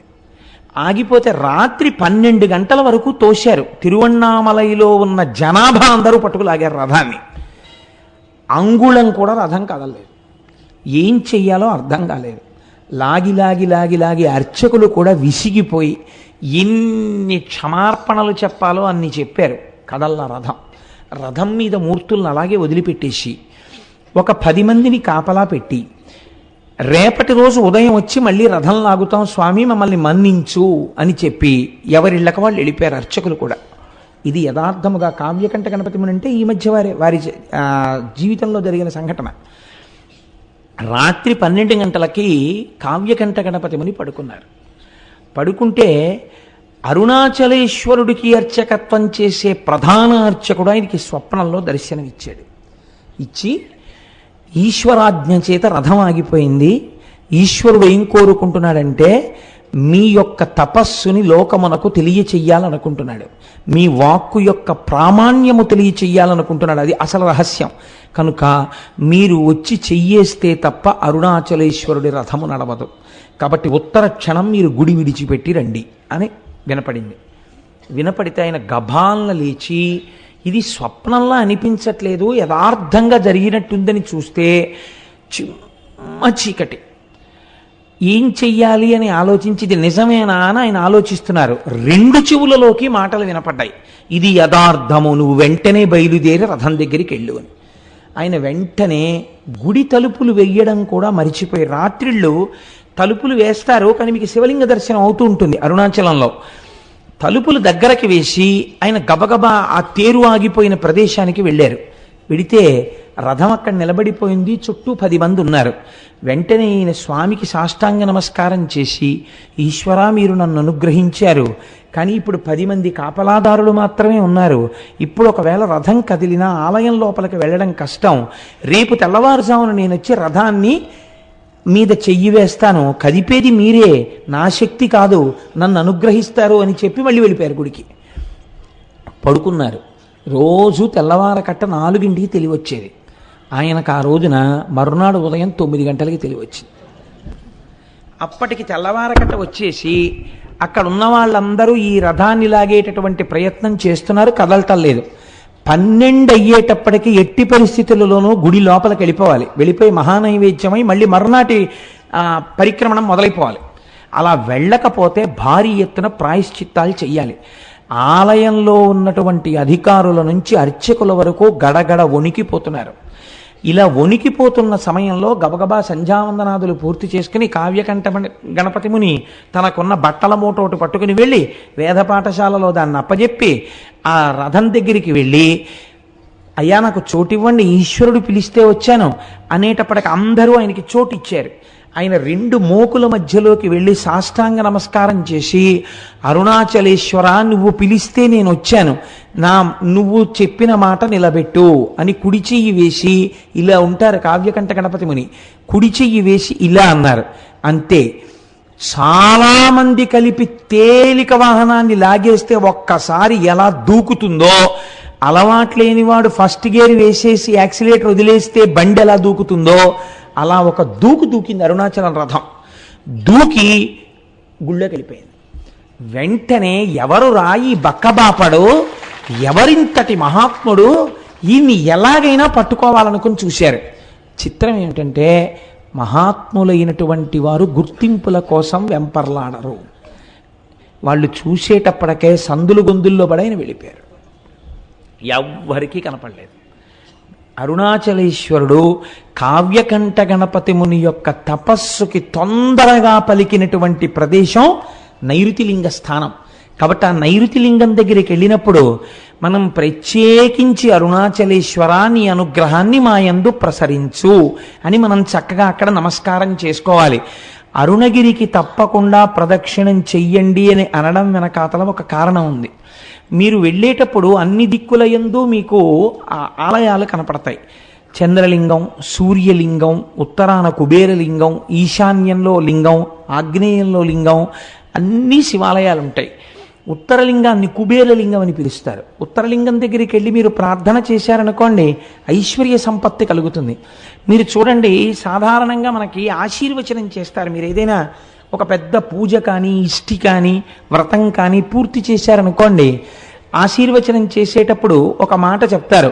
ఏదో నైరుతి దిగ్భాగే వరుణో దేవత వరుణ ప్రసాదాత్ పుత్రపౌత్రాభివర్ధనమశ్నుతే.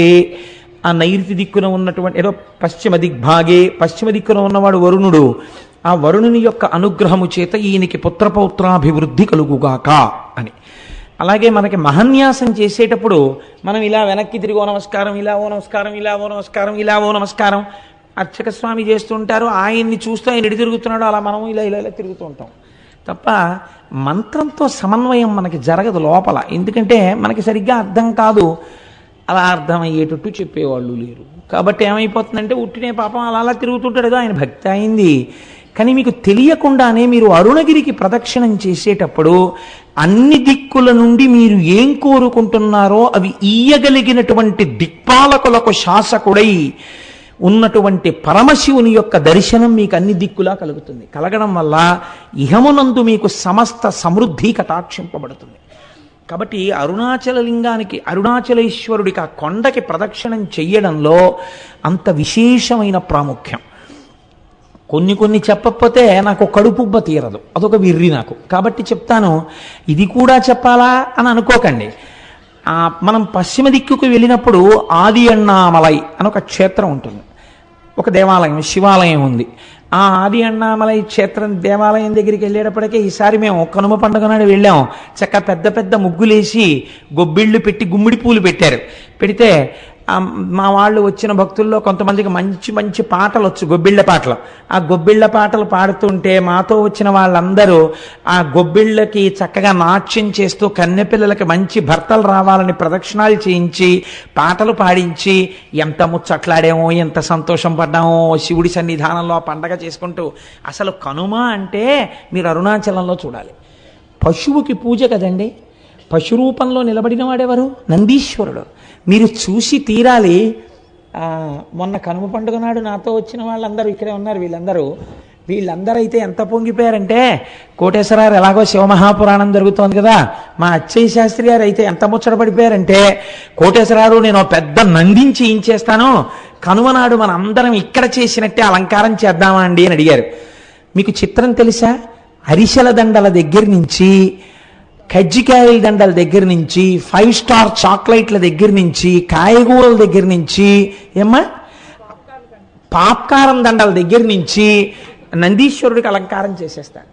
చక్కగా శీకాకాయ రసంతో ఆయనకి అభిషేకం చేసి రుద్రంతో కడిగి, తెల్లవారకట నుంచి ఉంటే అవి కూడా చూడొచ్చు, చక్కగా స్వామికి అభిషేకం చేసి తైలమర్దనం చేసి అలంకారం చేస్తారు. చూసి తీరాలి.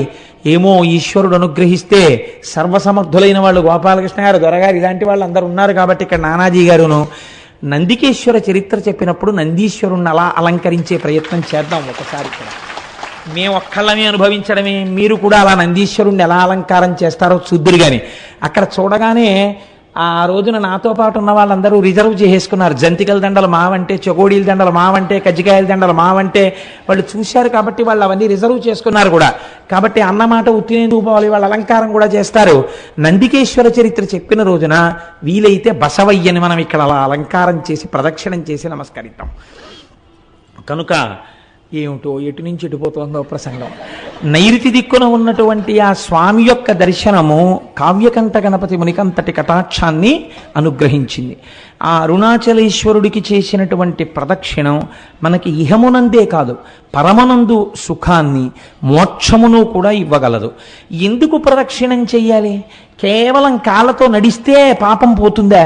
అలా ఎలా పోతుందని అడిగేవారు. అడిగితే భగవాన్ రమణులు ఒక మాట చెప్తుండేవారు. వారు చెప్పినది సాధికారికం కదా. ప్రదక్షిణం అనగా సమస్త పాపరాశిని ధ్వంసము చేయుట. నేను అరుణగిరికి ప్రదక్షిణానికి బయలుదేరుతున్నాను అని మీరు అన్నారనుకోండి, అని స్నానం చేసి ప్రదక్షిణ ప్రారంభం చేస్తూ నమస్కారం చేసుకుంటున్నప్పుడు ఏమంటారు? ఈశ్వర, ఈ ప్రదక్షిణం ఏ విఘ్నం లేకుండా నా ఒంటి యందు శక్తి నిలబడి నేను చక్కగా చేసుకునేటట్టు అనుగ్రహించు అని మీరు మొదటి అడుగు తీసి ఇలా వెయ్యగానేట అంత పెద్ద స్థూల రూపుడైన పరమశివుడికి ప్రదక్షిణానికి మీరు ప్రయత్నపూర్వకంగా ఒక అడుగు పెట్టారు కనుక అడుగు ఇలా తీసి వెయ్యగానే పాపరాశిని ధ్వంసం చేసేస్తాట. పాపరాశిని ధ్వంసం చేసి ఈ అడుగు ఇలా వేసినప్పుడు వెనక అడుగు స్థిరంగా ఉంటుంది కదండి. మళ్ళీ రెండో కాలు ఇలా పైకి లేవగానే ఎవరు శివుడిని నమ్మి మొదలు పెట్టారో ద వాళ్ళు ఏది జీవితంలో జరగాలని కోరుకుంటున్నారో దాన్ని ఇచ్చేస్తట. ద కాబట్టి పాపరాశి ధ్వంసమగుట, కోర్కె తీరుట. క్షి అంటే మీరు ఈ జన్మలో అనుభవించవలసినటువంటి కష్టములకు సంబంధించినటువంటి పాపములు ధ్వంసం చేయడం అనేటటువంటిది కుదరదు. ఎందుకంటే మీకు ఇక్కడ ఈ జన్మకి అనుభవించవలసినటువంటి పాపం ప్రారబ్ధం అంటారు. దాన్ని విడిచిపెట్టేసినటువంటి బాణంతో సమానం. కాబట్టి మీకు ఇప్పటికి ఏర్పడిపోయి ఉన్నటువంటి ఆగామి ఫలితం ఏదుందో దాన్నంతటినీ ధ్వంసం చేసి రాబో జన్మలకి కూడా ఏర్పడవలసినటువంటిది ఈ జన్మలో బ్రహ్మగారి రాత చేత ఏర్పడబోతున్న దాన్ని కూడా ధ్వంసం చేస్తారట.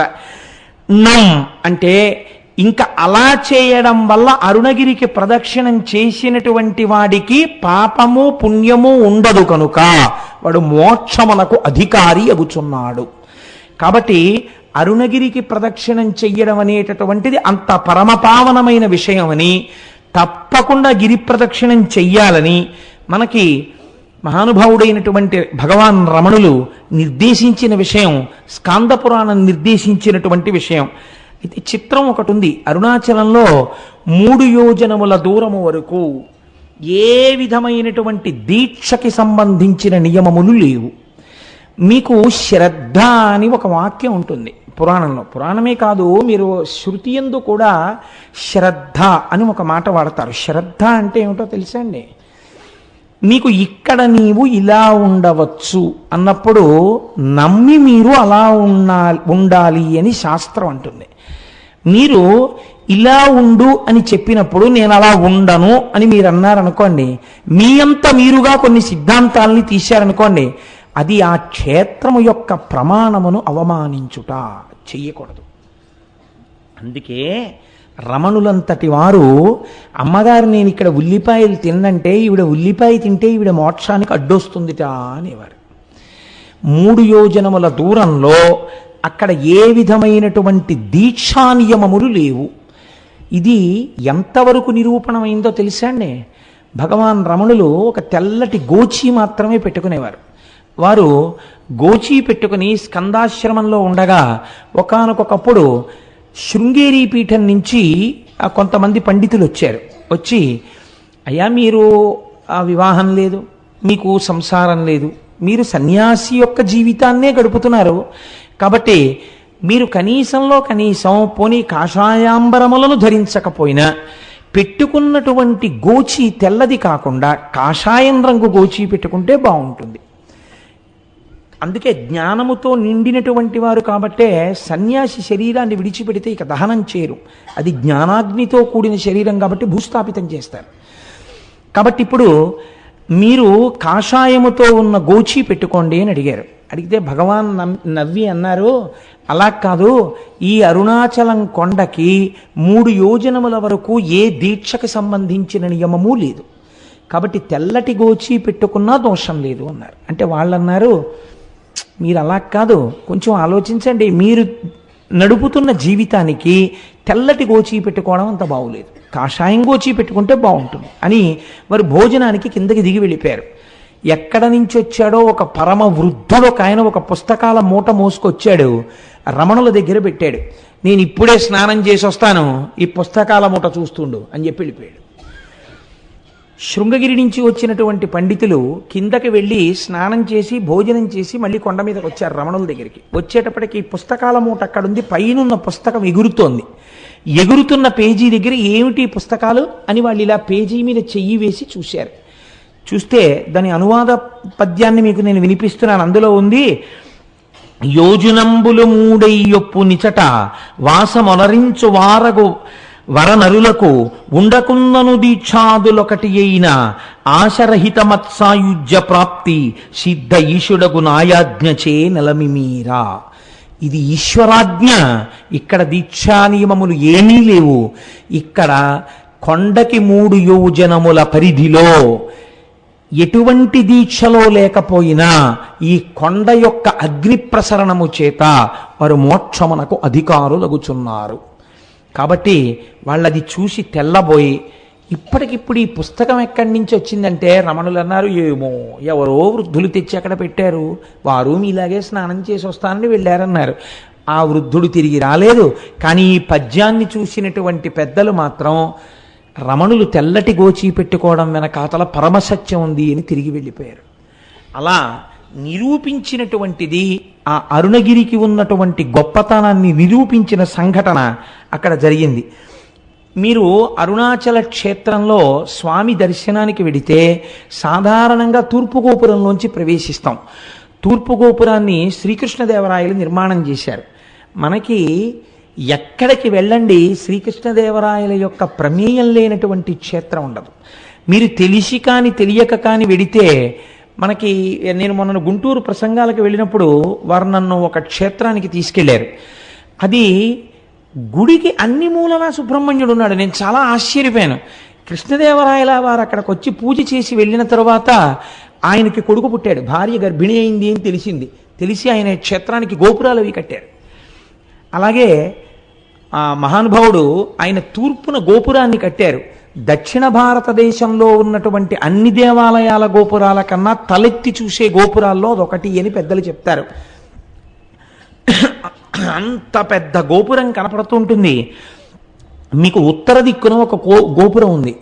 ఆ గోపురంలోకి ఒక్కసారైనా వెళ్ళి బయటికి రావాలి. ఉత్తర గోపురంలోకి అంటే సమయం లేక వెళ్ళలేకపోతే అది వేరే విషయం అనుకోండి. ఎప్పుడైనా ఉత్తర గోపురంలోకి ఎందుకు వెళ్ళి బయటికి వస్తారంటే, అమ్మణ్ణి అమ్మన్నను ఒక ఆవిడ ఉండేది అరుణాచలంలో. ఆవిడ సంకల్పం చేసింది ఒక రోజున. ఉత్తర దిక్కున అంత పెద్ద గోపురం ఉండేది కాదు అప్పటికి. ఆవిడ ఏమనుకుందంటే, ఈశ్వర, నేను ఐశ్వర్యవంతురాలను కాను, నేను ప్రతి ఇంటికి వెళ్ళి చందా అడుగుతాను, వచ్చినటువంటి డబ్బులతో గోపురం కడతానని ఆవిడ ప్రతి ఇంటి ముందుకి వెళ్ళి నిలబడితే ఇంట్లో ఎక్కడో బీరువా తాళం వేసి లోపల ఉన్న చెస్ట్లో ఎంత డబ్బు ఎన్ని డినామినేషన్స్లో ఉన్నాయో ఆవిడకి కనపడేది. ఆవిడ ఇంటి ముందు నిలబడి, ఉత్తర గోపురం కడదామనుకుంటున్నాను, మీ ఇంట్లో 12,346 రూపాయల 62 పైసలు ఉందిగా బీరువాలో, ఇన్ని 100 కాగితాలు ఉన్నాయిగా, ఇన్ని 50 కాగితాలు ఉన్నాయిగా, గుడి కట్టడానికి చందా ఇయ్యి అనేది. ఇంట్లోకి వెళ్ళి డబ్బులు ఎక్కడితే అంతా ఉండేది. ఇంట్లో ఎక్కడ దాచినా ఆవిడ చెప్పేది. అందుకని ఆవిడ వచ్చేటప్పటికే పట్టుకెళ్ళి చందా ఇచ్చేసేవాడు. అలా ఆ అమ్మణ్యమ్మన్ సంపాదించినటువంటి చందాల రూపంలో వచ్చినటువంటి సొమ్ముతో ఆవిడ పెద్ద గోపురం కట్టింది. ఆ గోపురాన్ని అమ్మణ్యమ్మన్ గోపురం అని పిలుస్తారు ఇప్పటికీ. మీకు బహుశా ఇలా ఎక్కడా ఉండదు, ఒక్క అరుణాచలంలో మాత్రం ఆ గోపురం ఉంటుంది. అది అమ్మవారి అనుగ్రహంతో అటువంటి స్థితి కలిగింది కాబట్టి తప్పకుండా ఉత్తర గోపురంలోంచి ఒకసారి బయటికి వెళ్ళి లోపలికి వస్తూ ఉంటారు. సరే, మీకు ఈ అరుణాచలం దేవాలయంలోకి ప్రవేశించగానే ఒక సుబ్రహ్మణ్యేశ్వర స్వామి వారి యొక్క దేవాలయం కనపడుతుంది. అందులో మనందరం వెళ్ళి దర్శనం చేసుకున్నాం కదండి, వెడుతూనే వెళ్ళాం. ఆ సుబ్రహ్మణ్యేశ్వర స్వామి వారి దేవాలయం ఒక చిత్రమైనటువంటి దేవాలయం. ఎందుచేత అంటే, అరుణగిరినాథుడు అని ఒక మహాభక్తుడు ఒక ఆయన ఉండేవాడు ఆ తిరువణ్ణామలైలో. ఆ అరుణగిరినాథరు ఒకానొకప్పుడు చాలా దోషభూయిష్టమైన జీవితాన్ని గడిపాడు అని ఆయన జీవిత చరిత్ర చెప్తోంది. ఎందుచేత అంటే, తల్లిదండ్రులు చనిపోతూ అక్క చెల్లెలకు అప్పచెప్పారు. కానీ ఆవిడ ఎంత కష్టపడి పెంచినా ఈయన మాత్రం దోషభూయిష్టమైనటువంటి నడువడితో ఉండేవాడు. ఆవిడ ఒకసారి నిలదీస్తే తన చరిత్ర గురించి తనకే అసహ్యం వేసి చచ్చిపోతానని ఆయన వెళ్ళి అరుణాచలంలో ఉన్నటువంటి ఒక సుబ్రహ్మణ్యేశ్వర స్వామి వారి గోపురం ఎక్కి ఆ గోపురం మించి కిందకి దూకాడు. కిందకి దూకితే సుబ్రహ్మణ్యేశ్వర స్వామి వారు తన రెండు చేతులతో పట్టుకున్నారు. సుబ్రహ్మణ్యేశ్వర స్వామి వారి యొక్క స్పర్శ కలగడం చేత ఆయన మహాకవి అయిపోయాడు. అరుణగిరినాథర్ అన్న పేరుతో సుబ్రహ్మణ్యుడి మీద ఎన్నో తమిళానికి సంబంధించినటువంటి పత్రికల్ని రచించాడు. అలా రచిస్తే ఆ దేశపు రాజు ప్రౌఢదేవరాయలు అని ఉండేవారు. ఆయన చాలా సంతోషించి తన ఆస్థానంలో ఒక జైనుడు ప్రధానంగా ఉండేవాడు కవిగా. ఆయన్ని సంబంధం అనబడే ఆయన్ని తీసేసి ఈయన్ని ఆస్థాన కవిగా తీసుకున్నాడు. ఈయన పరమభక్తుడై రోజు సుబ్రహ్మణ్యేశ్వర స్వామి వారి దర్శనం చేసి అర్చన చేస్తుండేవాడు. ఈ రాజు ఒక రోజున కోరిక కోరాడు, నాకు సుబ్రహ్మణ్య దర్శనం చేయిస్తావా అని. ఈయన అన్నారు, అరుణగిరినాథర్, సుబ్రహ్మణ్య దర్శనం చేయిస్తాను, కానీ ఆయన తేజస్సుని చూస్తే నీ కళ్ళు మాడిపోతాయి, చూడలేవు అన్నారు. మాడిపోయినా పర్వాలేదు, ఒక్కసారి నాకు ఆయన్ని చూడాలనుంది అన్నాడు. అయితే రా చూపిస్తానన్నారు. సుబ్రహ్మణ్యుడి దేవాలయంలోకి తీసుకెళ్ళి ప్రార్థన చేశారు. ఒక స్తంభంలోంచి సుబ్రహ్మణ్యేశ్వర స్వామి వారి యొక్క మూర్తి దర్శనమైంది. ఇప్పటికీ సుబ్రహ్మణ్యేశ్వర స్వామి ఉత్సవాలన్నీ అక్కడ దీపం పెట్టే ప్రారంభిస్తారు. అమ్మవారికి గాజులు తొడిగే ఉత్సవం కూడా ఆ స్తంభం దగ్గరే చేస్తారు. ఆ స్తంభంలోంచి స్వామి కనపడగానే ప్రౌఢదేవరాయలు చూశాడు, కానీ 2 కళ్ళు మాడిపోయాయి. అప్పుడు మళ్ళీ అరుణగిరినాథర్ ప్రార్థన చేశాడు సుబ్రహ్మణ్యుణ్ణి, రాజుకి కళ్ళిమ్మని. మళ్ళీ ప్రౌఢదేవరాయల వారికి కళ్ళొచ్చాయి. రాయలవారు ఈయన పట్ల ఎంతో ప్రేమ పెంచుకుని జీవితం గడుపుతున్నాడు. ఇది నచ్చలేదు సంబంధానికి. ఈయనకి పరకాయ ప్రవేశం అలవాటు ఉండేది అరుణగిరినాథర్కి. ఈయన ప్రతిరోజు వచ్చి రహస్యంగా ఒక మూల తన శరీరాన్ని వదిలిపెట్టి ఒక చిలుకలోకి ప్రవేశించి దూరంగా వెళ్ళి పారిజాత పుష్పాలు తెచ్చి సుబ్రహ్మణ్యేశ్వర స్వామికి ఆరాధన చేసేవారు. సంబంధంకి ఈ విషయం తెలిసింది, శరీరాన్ని విడిచిపెట్టి చిలుకలోకి దూరి వెడుతుంటాడు అని. ఒక రోజున ఈయన చిలుకలోకి వెళ్ళగానే ఈయన శరీరాన్ని కాల్చేశాడు. కాల్చేస్తే ఇంకా ఆయన చిలుక రూపంలో ఉండిపోయాడు. ఇప్పటికీ కిలిగోపురం అని పిలుస్తారు. చిలక రూపంలో ఉంటారు ఆ కిలిగోపురం మీద ఉండి. ఇప్పటికీ ఆయన సుబ్రహ్మణ్యేశ్వర స్వామి వారి మీద పాటలు పాడతారు అని జగత్ప్రసిద్ధి. కాబట్టి అరుణాచలం ఒక గొప్ప సుబ్రహ్మణ్య క్షేత్రం. రమణ మహర్షి కూడా సుబ్రహ్మణ్యేశ్వర స్వామి వారి అవతారమే అని పెద్దలు భావన చేస్తారు.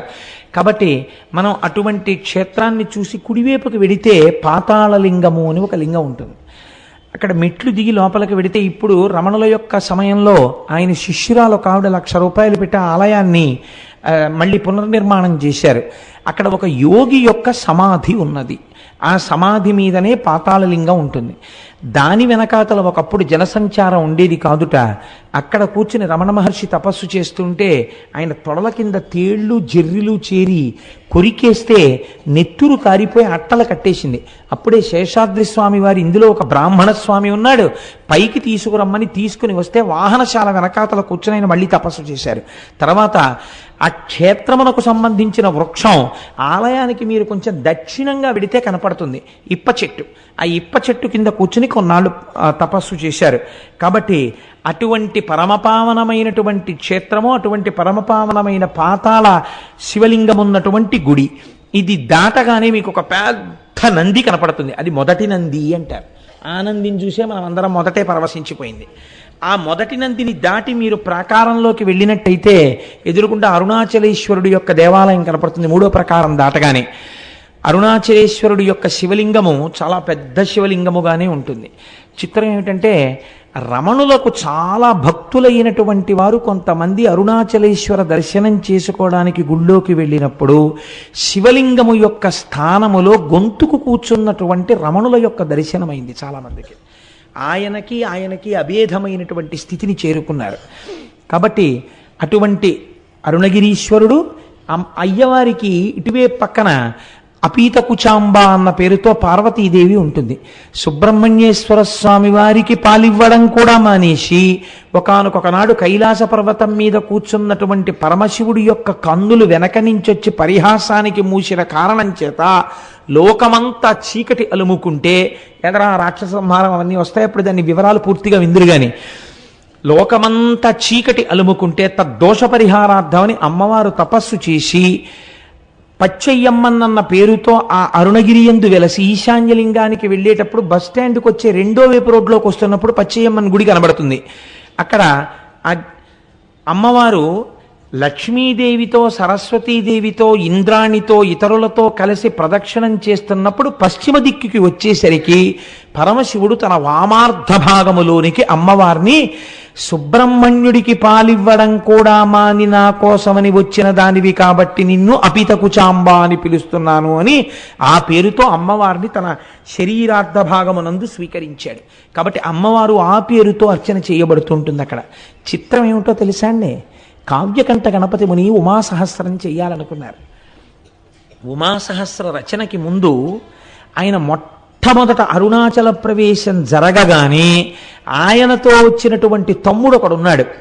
వాడు అన్నయ్యని పట్టుకుని పీక్కు తినేశాడు. రే అన్నయ్య ఆకలేసేస్తోంది, అన్నయ్య ఆకలేసేస్తోంది అని. ఆ రోజు ఏకాదశి తిథి. ఆయన అమ్మవారి గుడికి వెళ్ళారు. కావ్యకంఠ గణపతి ముని అపీత కుచాంబ అమ్మవారి మూర్తి ముందు నిలబడగానే అమ్మవారికి అలంకారం చేయబడినటువంటి పూలన్నీ జల జల జల జల కిందకి రాలిపోయాయి. అమ్మవారి అనుగ్రహం ఏదో నాకు కలిగింది, ఇక్కడే నేను ఏదో మహత్తరమైనటువంటి విషయం నా చేత అమ్మ చేయించబోతోంది అని గణపతి ముని అనుకున్నారు. అప్పటికి వారికి తెలియదు ఏం చెయ్యబోతున్నారు. ఆ తరువాతనే వారు అరుణాచలం గుడిని దర్శనం చేసుకుని బయటికి వెడితే చీకటి పడిపోయింది. అప్పుడు గణపతి నవరాత్రులు జరుగుతున్నాయి, ఏకాదశి తిథి. ఆయన బ్రాహ్మణ వీధిలోకి వెళ్ళి, అమ్మా తమ్ముడు ఆకలితో ఉన్నాడు, ఏ ఇంటిలోనైనా ఇంత అన్నం పెట్టండి అమ్మా ఆకలేస్తోందని అడిగితే ఏ ఇంటిలోనూ అన్నం లేదు. ఆఖరికి పోని సద్దన్నం ఉన్నా పెట్టండి అమ్మా అని అడిగారు. ఆయన సద్దన్నం కూడా లేదు అన్నారు. ఇదేమిటి ఇలా తయారైంది అనుకుంటూ ఆయన బాధతో నడుస్తున్నారు, ఏదో శ్లోకం పైకి చదువుకుంటూ. అరుగు మీద పడుకున్నటువంటి ఒక వృద్ధ బ్రాహ్మణుడు లేచి, ఆగు, మా ఆవిడికి ఒక విచిత్రమైన అలవాటు ఉంది. అందరూ ఏకాదశి నాడు ఉపవాసం చేసి ద్వాదశి నాడు పారణ చేస్తే మా ఆవిడ ఏకాదశి నాడు రాత్రి బ్రాహ్మణులకు భోజనం పెట్టుకుని తింటుంది.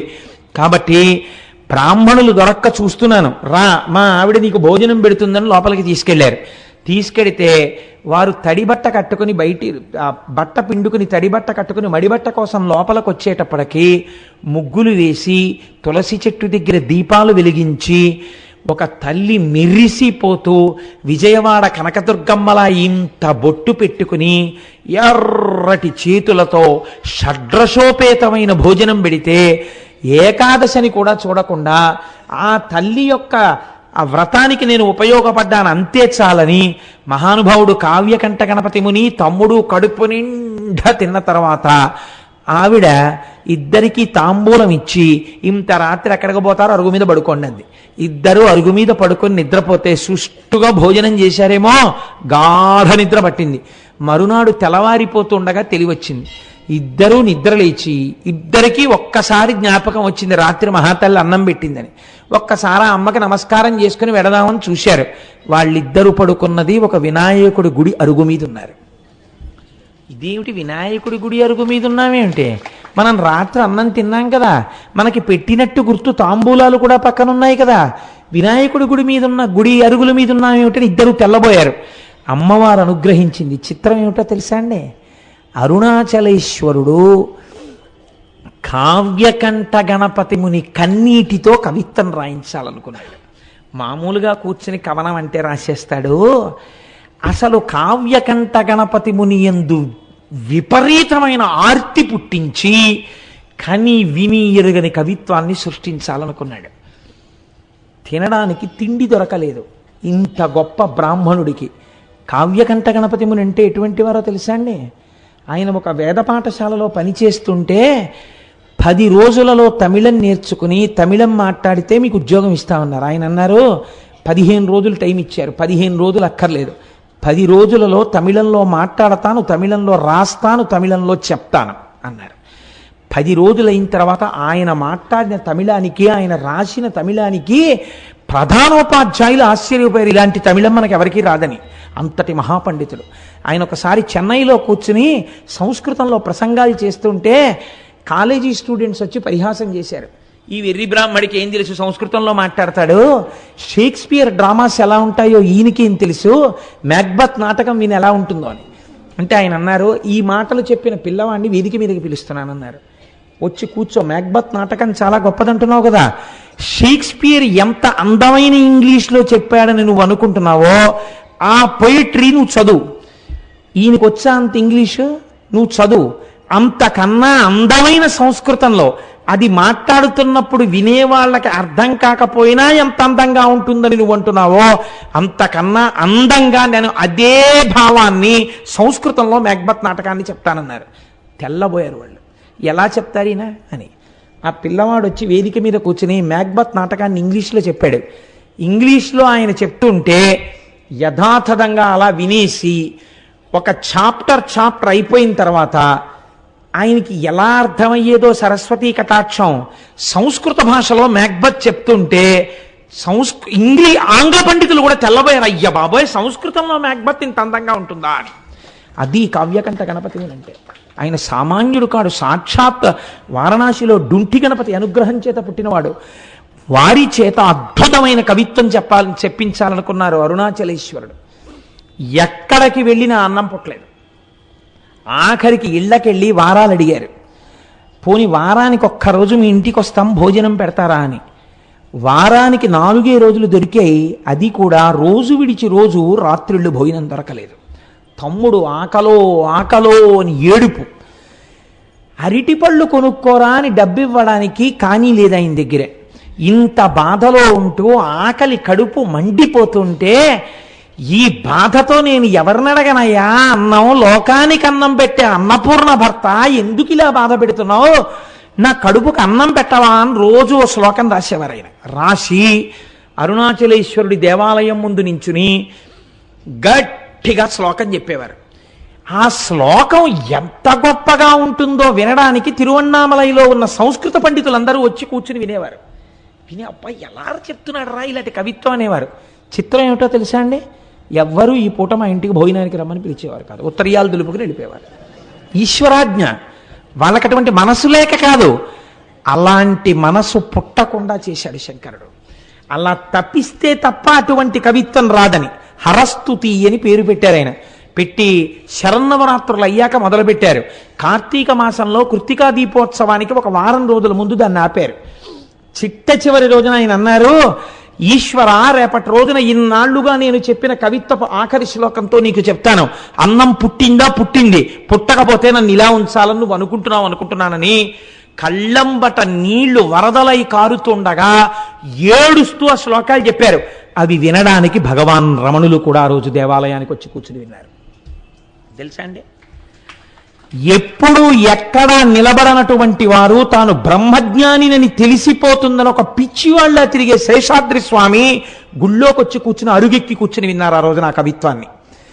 ఇటువంటి బ్రహ్మజ్ఞానులు శ్రోతలై ఉండగా కన్నులంబట నీరు కారిపోతూ ఆ హరవిలాసాన్ని ఆయన శ్లోకాలన్నింటినీ చెప్పారు. చెప్పి ఏడిస్తే ఆఖరి శ్లోకం అయిపోగానే ఊళ్ళో ఉన్న పెద్దలందరూ వచ్చి ఆయన కాళ్ళ మీద పడిపోయారు. పడిపోయి, మహానుభావ, మీరు మా ఊరు విడిచిపెట్టి వెళ్ళడానికి వీల్లేదు, మా ఊళ్ళో ఉన్న సంస్కృత పాఠశాలలో మీకు అధ్యాపక వృత్తిని ఇస్తున్నాం, మీరు హాయిగా ఇక్కడుండి గొప్ప జీతం ఇస్తాం, మీరు వంట చేసుకోకండి, మా ఇంటికి రండి అంటే మా ఇంటికి రండి అని వీళ్ళకి పిలిచి భోజనాలు పెట్టేవారు. ఇటువంటి కవిత్వం మళ్ళీ రాదు, ఇటువంటి మహాపురుషుడు పుట్టడనేమో. ఈశ్వరుడు అక్కడ అరుణాచలేశ్వరుడు ఆయన చేత ఇది రచింపచేశాడు. 2, అదే కావ్యకంఠ గణపతి ముని మామిడి గుహ అని ఒక గుహ ఉంది. ఆ గుహలో కూర్చుని ఉమాసహస్రం రాస్తున్నారు. ఉమాసహస్రం రాస్తున్నప్పుడు ఆయన ప్రతిజ్ఞ చేశారు, ఇన్ని రోజులలో నేను ఇది పూర్తి చేసేస్తాను అని. ఇంకొక 2-3 రోజుల్లో పూర్తి చెయ్యాలి, 1000 శ్లోకాలు పూర్తి చెయ్యాలి. ఈలోగా వేలు మీద గోరు చుట్టు పుట్టింది. ఎంత బాధ, ఎంత నొప్పి అంటే పెన్ను కూడా ఇలా పట్టుకోలేని స్థితి వచ్చింది. ఆ రోజు రాత్రి పడుకున్నారు. నాకు జ్ఞాపకం ఉన్నంత వరకు నేను ఎప్పుడో చదివాను నాయన పుస్తకాన్ని, ఆ పుణ్యకోటి అనుకుంటాను ఆ వైద్యుడి పేరు. ఆ పుణ్యకోటి అనబడేటటువంటి వైద్యుడి కలలోకి పరమశివుడు వెళ్ళాడు. ఓరి, నువ్వు పడుకోవడం కాదు, నీ పేరుకు తగిన వాడవు కా, అదిగో అక్కడ అరుణాచలంలో చూత గుహలో ఒక మహానుభావుడు ఉమాసహస్రం రచిద్దామని కూర్చున్నాడు. వేలు మీద గోరు చుట్టు పుట్టింది, శస్త్రచికిత్స చేసి ఆయనకి స్వస్థత కలిగించని చెప్పాడు. వెతుక్కుంటూ డాక్టర్ గారు ఆపరేషన్ ఎక్విప్మెంట్ అంతా పట్టుకుని కొండెక్కాడు. ఎక్కితే అక్కడ కావ్యకంఠ గణపతి ముని కనపడ్డారు గోరు చుట్టుతో. ఆ గోరు చుట్టు ఆపరేట్ చేశారు. ఇవాళ రాత్రి 12 గంటలకి పూర్తవ్వాలి ఉమాసహస్రం. రాత్రి 9 ఎంతో అయింది. భగవాన్ రమణులు వచ్చి గుహలో ఒక అరుగు మీద పడుకున్నారు. మొదలు పెడితే కవనం వెళ్ళిందండి ఆయనకి 1000 శ్లోకాల ఉమాసహస్రం. ఖచ్చితంగా 12 గంటలు అవడానికి కొద్ది నిమిషాల ముందు ఉమాసహస్రం పూర్తయిపోయింది. ఆశువుగా పూర్తయిపోయిన తర్వాత రమణ మహర్షి లేచారు. లేచి, రాసుకున్నావా చెప్పిందంతా అన్నారు. ఆయనే అరుణాచలేశ్వరుడై ఈయన చేత పలికించారు. మీరే పలికించారని గణపతి ముని నిర్ధారించారు. అటువంటి అద్భుతమైన సంఘటనలకు ఆలవాలము అరుణాచలము. మనం ఇవాళ చదువుకుంటున్నటువంటి వాటిల్లో చాలా భాగాలు అరుణాచలేశ్వరుడు, అపీత కుచాంబ వాళ్ళిద్దరి అనుగ్రహంగా వెలిగించబడ్డవే. ఆ సుబ్రహ్మణ్యేశ్వర స్వామి వారి యొక్క అనుగ్రహంగా వెలిగించబడ్డవే.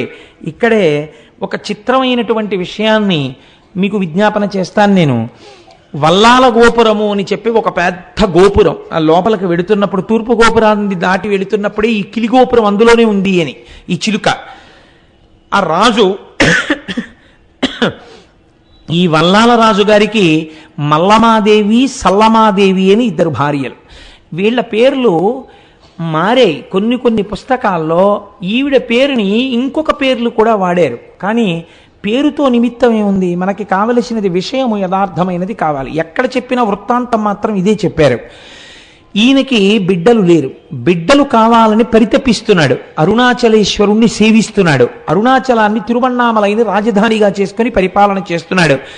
అటువంటి సమయంలో ఒకరోజు కైలాసం నుంచి పరమశివుడు తన ప్రమదగణాలన్నింటితో కలిసి వచ్చాడు. అందరూ జంగమ వేషాలు వేసుకున్నారు. జంగమలందరూ తిరువన్నామలైలో ఉన్నటువంటి కళావంతుల ప్రతి స్త్రీ ఇంటికి వెళ్ళిపోయారు. పరమశివుడుగా ఉన్న జంగమ వెళ్ళడానికి ఒక్క కళావంతుల ఇల్లు, ఒక్క నృత్య కళాకారుని ఉన్న ఇల్లు లేకుండా చేశాడు. రాజు దగ్గరికి వస్తే రాజు జంగమదేవరిని చూసి సంతోషపడిపోయి కాళ్ళ మీద పడ్డాడు. మహానుభావా, నీకేం కావాలన్నాడు. నాకొక్క కళావంతుల స్త్రీ కావాలి, నృత్యం చెయ్యాలన్నాడు. రాజు వెళ్ళి వెతికి తెమ్మన్నాడు. ఎవ్వరూ లేరు. ప్రమథగణాలు ఆ జంగమదేవర్ల వేషంలో అప్పటికే ప్రతి ఇల్లు చేరిపోయారు. అయ్య బాబోయ్, వచ్చినవాడు జంగమదేవర శివస్వరూపుడు, నా మాట ఎలా నిలబడుతుందని బెంగెట్టుకున్నాడు. ఆయన రెండవ భార్య సల్లమాదేవి అంది, మీరు బెంగ పెట్టుకోకండి, మీ మాట నిజం చేస్తాను, నేనే వెళ్ళి ఆ జంగమ ముందు నాట్యం చేస్తానంది. రాజు వెళ్ళమన్నాడు.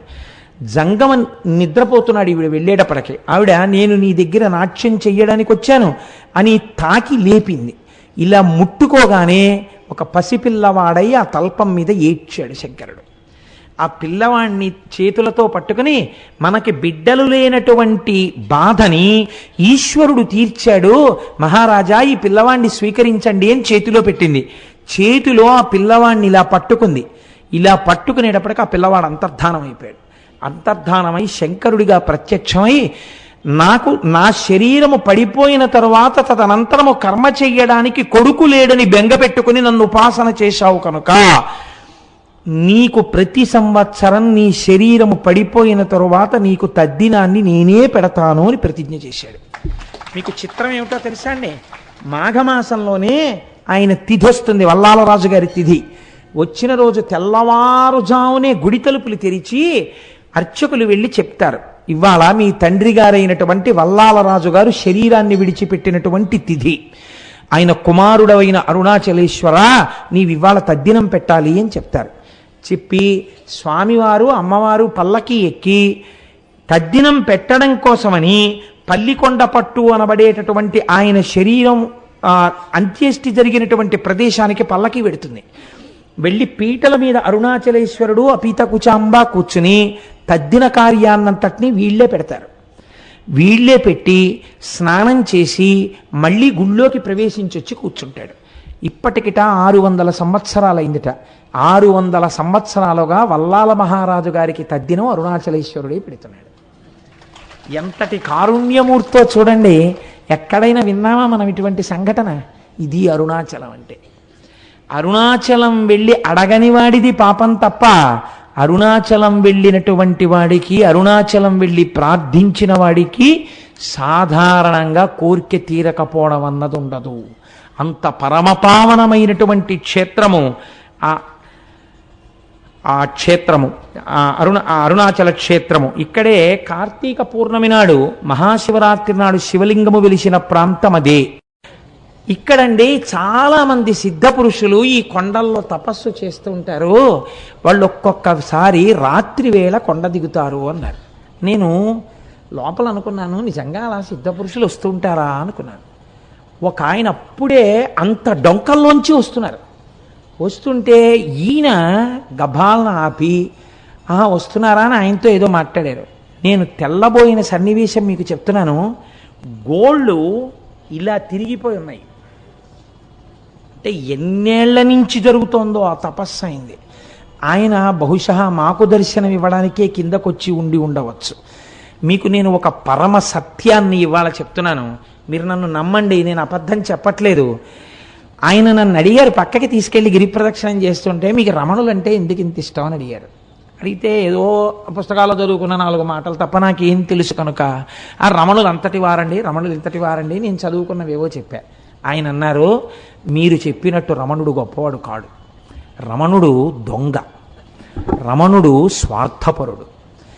లేకపోతే రమణుడి కోసం కొన్ని వేల మంది వచ్చారు అరుణాచలం. ఎవరికి ఇచ్చాడు మోక్షం? వాళ్ళ అమ్మగారికి ఇచ్చాడు. వాళ్ళ అమ్మగారికి మోక్షం ఇవ్వడం గొప్ప, స్వార్థం కాదా అంటే నేనన్నాను, లేదండి ఆయనతో పాటే ఉన్న ఇంకొక ఆయనకు కూడా ఇవ్వబోయారు, ఆయన జీవుడేమో జారిపోయాడు, ఇవ్వలేకపోయారు అన్నాను. అంటే ఆయన అన్నారు, అది కాదు, రమణులు వాళ్ళ తల్లిగారికి మోక్షం ఇవ్వడాన్ని మీరు సమర్థించడానికి మీకు ఏమన్నా ఆధారం ఉందా అన్నారు నా దగ్గర.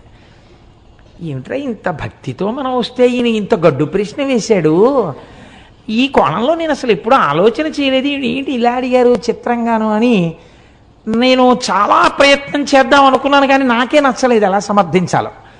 అలా కాసేపు నడిచాం, ఒక 10 నిమిషాలు మౌనంగా. ఆయన అన్నారు, చూశారా మీకు దొరకలేదు కారణం, అమ్మకి ఎందుకు మోక్షం ఇచ్చారో మీకు తెలియలేదే అన్నారు. అంటే ఏవో మీరు చెప్తున్న కోణంలో మాత్రం నాకు తగిన సమాధానం దొరకట్లేదు అన్నాను. అంటూ నేను అన్నాను అలా ఆయనతో వెడుతూ, ఒకానొకప్పుడు 1950లో ఆయన శరీరం విడిచిపెట్టక ముందు ఇలా తిరుగుతున్నప్పుడు ఆయనతో పాటు వెళ్ళిన వాళ్ళు ధన్యులు, వాళ్ళు ఎంత గొప్పగా ఆయనతో పాటు కలిసి వెళ్ళుంటారో, ఆయన కొండ దిగుతున్నప్పుడు చూస్తూ ఉండుంటారో అన్నాను. అలా మీకు చూడాలనుందా అన్నారు ఆయన. ఇది రెండో ప్రశ్న. అంటే నాకు ఈ ప్రశ్నకి కించిత్ కోపం వచ్చింది. నేను అన్నాను, అలా చూడాలంటే జరుగుతుందా అండి, ఇప్పుడు కనపడతారా రమణులు, ఆ ప్రశ్న ఏమిటి అన్నాను. ఆయన నవ్వారు. అంతే, మా మధ్య అంతే సంభాషణ జరిగింది. మేము వెళ్ళిపోయి మర్నాడు నేను వచ్చేస్తున్నాను రమణాశ్రమం నుంచి, బయలుదేరిపోతున్నాను, చెన్నై వెళ్ళిపోవాలి, బస్సులు ఎక్కే హడావిడిలో ఉన్నాం. ఆయన మళ్ళీ ఠంగులు కనపడ్డారు. కనపడి ఓ చేతి సంచి ఒకటి ఇస్తూ ఉంటారు రమణాశ్రమంలో పుస్తకాలు కొనుక్కున్నప్పుడు. ఆయన ప్రత్యేకం ఓ పుస్తకం ఒక క్యాసెట్ తెచ్చి, ఇవి నేను మీకు బహూకరిస్తున్నాను కోటేశ్వరరావు అని ఇచ్చారు. ఎంత ప్రేమమూర్తో. నేను ఆ తర్వాత వారిని చూడలేదు, రమణాశ్రమానికి వెళ్ళిన ఆయన పేరు అవి ఇచ్చారు కూడా, కానీ మాకు కనపడలేదు. ఆ తర్వాత ఇన్ని మార్లు వెళ్ళాను, నాకు వారు కనపడలేదు. నేను ఇంటికి వచ్చి యథాలాపంగా పెట్లోంచి పుస్తకాలన్నీ కొనుక్కున్నవి తీసి అక్కడ పెట్టేసి వెళ్ళిపోబోతూ ఇలా గాలికి ఎగురుతూ ఉంటే ఒక పేజీ, ఆ పేజీ మీద చెయ్యేసి ఇలా చూశాను, రమణులు తల్లికే మోక్షం ఎందుకు ఇయ్యవలెను అని ఉంది దాని మీద. నేను తెల్లబోయి ఇదే కదా మన నేను అడిగారు అని చెప్పి నేను అది చదివాను. చదివితే రమణుల యొక్క తల్లి వృద్ధాప్యంలో ఆవిడ యొక్క కుమార్తె, అమ్మా నాతో చెన్నై వచ్చేయమ్మా, వీడి దగ్గర ఉంటే ఏం చూస్తాడు, నువ్వు నాతో వచ్చేస్తే ఇంకెంతో కాలం ఉండవు కదా, జాగ్రత్తగా చూస్తావంటే అమ్మగారు అన్నారు, మీతో వస్తే ఏం చేస్తారు, ఓ పరుపు మీద పడుకోబెడతారు, జాగ్రత్తగా చూస్తారు. నా ప్రాణోత్క్రమణం అయితే ఏం చేస్తారు, కొన్ని కోట్ల జన్మల నుంచి ఏం చేశారో అదే చేస్తారు. మీరు నన్ను తీసుకెళ్ళి దహిస్తారు. వీడి దగ్గర ఉంటే ఏమవుతుంది, పోయే ప్రాణం ఎలాగో పోతుంది. వీడు జనన మరణములకు అతీతుడు, నా కొడుకు, వాడు జ్ఞాని. కాబట్టి వాడు నేను చచ్చిపోయిన తర్వాత నా శరీరాన్ని తన 2 చేతులతో పైకెత్తుతాడు. మీ దగ్గర ఉంటే వాడు ఎత్తాడు, వాడు రాడు తిరువణ్ణామల వదిలి, వాడు పైకెత్తి వాడు కాల్చడు. ఈ శరీరాన్ని పట్టుకెళ్ళి పక్షులు తింటాయని రక్కసిముళ్ళని ఇంతంత ఉంటాయి అరుణాచలం కొండ మీద, రక్కసిముళ్ళ పొదలలోకి విసిరేస్తాడు. వాడి చేతులతో పట్టి పైకెత్తాడు కాబట్టి నాకు మళ్ళీ ఇంకొకసారి పడిపోవలసిన అవసరం లేని స్థితిని కలుగుతుంది, కాబట్టి వీడి దగ్గర పోతానన్నారు. ఈ మాట తల్లి అన్నందుకు కొన్ని కోట్ల జన్మలు అనుభవించవలసిన పాపపుణ్యములను ఆఖరి రోజున తీసేసి మోక్షం ఇచ్చేశారు. ఇందుకు ఇచ్చారు మోక్షం తప్ప స్వార్థంతో ఇయ్యలేదు అని రాసింది. అమ్మ బాబోయ్, ఆనాడు అడిగిన ప్రశ్నకి ఆయన ఇచ్చిన పుస్తకంలో ఎగిరిన పేజీలో జవాబుంది అని నేను తెల్లబోయాను. నిజంగా క్యాసెట్ పెట్టాను. ఆ క్యాసెట్ ఏమిటో తెలుసా అండి, రమణులు కొండ మించి దిగుతున్నట్టు, ఎక్కడో ఒక అరుగు మీద కూర్చుంటున్నట్టు, అందరితో మాట్లాడుతున్నట్టు, బాగా వృద్ధులైపోయిన తర్వాత ఇలా చేతులు వేసి వెడుతున్నట్టు, ఆఖరణ వారి శరీరం విడిచిపెట్టేసినప్పుడు అందరూ ఒక్కసారి లేచి నిలబడినట్టు ఉన్న క్యాసెట్. చిత్రం ఏంటంటే, నా స్నేహితుడు ఒకడు ఉన్నాడు, అతను ఎప్పుడు పెడతాడు అరుణాచలం, అతని దగ్గర కూడా లేని ఆ క్యాసెట్ ఆ రోజుల్లో నాకు ఎలా వచ్చిందో నాకే తెలియదు. నేను ఆ రోజుల్లో ఆ క్యాసెట్ని, అది నా దగ్గర లేదు అని అతను నాకు చెప్తే నేను తెల్లబోయి ఇది నాకు బహుశः భగవానులే అనుగ్రహించుంటారు, ఇది స్వార్థంతో నేను ఒక్కడినే అనుభవించకూడదని మా ఇంట్లో కలర్ టీవీ పెట్టి రమణుల జన్మదినోత్సవం నాడు ఎందరినో పిలిచి బ్యాచ్లుగా చూపిస్తే ఒక మహాతల్లి నాకు సలహా ఇచ్చారు, ఇలా మీ ఇంట్లో ఎన్ని బ్యాచ్లకి పెడతారండి, చిన్న అపార్ట్మెంట్లో శివాలయానికి తీసుకొచ్చి ఈ క్యాసెట్ వేయండి అన్నారు. అంటే అప్పట్లో ఇవే డివిడీలు లేవు, వీసీఆర్లే. వీసీఆర్ పట్టుకుని వెళ్ళి వెంకటనగర్ శివాలయంలో ఆ క్యాసెట్ని నేను ప్లే చేసి కొన్ని వందల మంది చూసి సంతోషించారు. బహుశా మీరు చూశారేమోనమ్మా. అన్నీ అరుణాచల అనుబంధంలో రమణులే అనుగ్రహించారు కనుక ఆ అరుణాచలం అంత గొప్ప అరుణాచలం. కాబట్టి చూడండి, నేను మీకు ఎందుకు విజ్ఞాపన చేశాను అంటే ఆ కొండ సామాన్యమైన కొండ కాదు. శివుడు అక్కడ స్థూల రూపంలో ఉన్నాడు, కొండగా ఉన్నాడు. అరుణాచలేశ్వరుడి దేవాలయమునందు శివలింగముగా ఉన్నాడు. అదే అరుణాచలం కొండ మీద దక్షిణామూర్తిగా ఇప్పటికీ ఉన్నాడు అని అంటారు. ఎందుచేతనంటే రమణ మహర్షి యొక్క శిష్యులు కొంతమంది అరుణాచలం కొండ శిఖరాల మీద కూర్చుని ఉండగా వారికి పాదుకలతో నడిచి వెళ్ళిపోతున్నటువంటి చప్పుళ్ళు వినపడ్డాయి. నేను సరిగ్గా చెప్పి ఉంటే పేరు, నాకు ఆ పేర్లు సరిగ్గా జ్ఞాపకం ఉండవు. చాడ్విక్ అనుకుంటాను, రమణుల శిష్యుల్లో ఒక ఆవిడ. ఆ చాడ్విక్ అన్నావిడ ఒకసారి అరుణాచల శిఖరం మీద కూర్చుని ఒక ప్రదోష వేళలో ఆవిడేదో సంగీతంలో ఉండేటటువంటి రాగముల గురించి ఆలోచన చేస్తూ పాడుకుంటున్నారు. అపురూపమైనటువంటి రాగాలు కొన్ని ఆ అరుణాచలం కొండల్లోంచి వినపడ్డాయి. ప్రదోష వేళలో పరమశివుడు దక్షిణామూర్తిగా కూర్చుని ఉంటే ఇప్పటికీ అనేక మంది దేవకాంతల ఆయన ముందు నాట్యం చేస్తూ గంధర్వగానం చేస్తారని ఆవిడ దాన్ని రికార్డ్ చేశారు. రికార్డింగ్ అవుతుందేమో చూద్దామని రికార్డ్ చేసి రమణుల దగ్గరికి తీసుకొచ్చి ఆన్ చేస్తే ఆ సంగీతం రికార్డ్ అయి వినపడింది. అరుణాచలం అంత పరమపావనమైన క్షేత్రం. ఇప్పటికీ దక్షిణామూర్తిగా పరమశివుడు దాని యందు కూర్చుని ఉన్నాడు అని పెద్దలు విశ్వసిస్తారు. అటువంటి అరుణాచలంలో ఒక మహానుభావుడు కాళ్ళు ఉండేవి కావు ఆయనకి. ఆయన అరుణగిరికి ప్రదక్షిణం చేద్దామని కేవలం పిరుదుల మీద డేకుతూ వెడుతున్నాడు. వెడుతుంటే చచ్చు పడిపోయినటువంటి కాళ్ళు తిరిగి సత్తువని పొంది ఆయనకి కాళ్ళు వచ్చాయి. అరుణాచల ప్రదక్షిణం, అరుణగిరి ప్రదక్షిణం అంత గొప్పది. అలాగే ఒకానొకప్పుడు ఒక సంపన్నురాలు తిరువణ్ణామలై రైల్వే స్టేషన్లో దిగి ఒక పెళ్లికి వెళ్ళడం కోసమని తిరువణ్ణామలై వచ్చి ఒక జట్కా మాట్లాడుకుని వెడుతుంటే ఆ జట్కా వాడు ఆ కొండలలోకి అరణ్యంలోకి తీసుకుపోతున్నాడు. ఆవిడ, ఇదేమిటి ఇలా తీసుకెడుతున్నావు అంటే, నోరు విప్పితే చంపేస్తానన్నాడు. భగవానుడు ఇక్కడే కొండ రూపంలో ఉన్నాడు, నన్ను రక్షిస్తాడని ఆవిడ జట్కాలో కూర్చుని అరుణాచల శివ, అరుణాచల శివ, అరుణాచల శివ అని 3 మాటలు అన్నారు. అనేసరికి పెద్ద పెద్ద టార్చ్ లైట్లు వేసుకుని ఒక పోలీస్ టీం ఒకటి అక్కడికి వచ్చింది.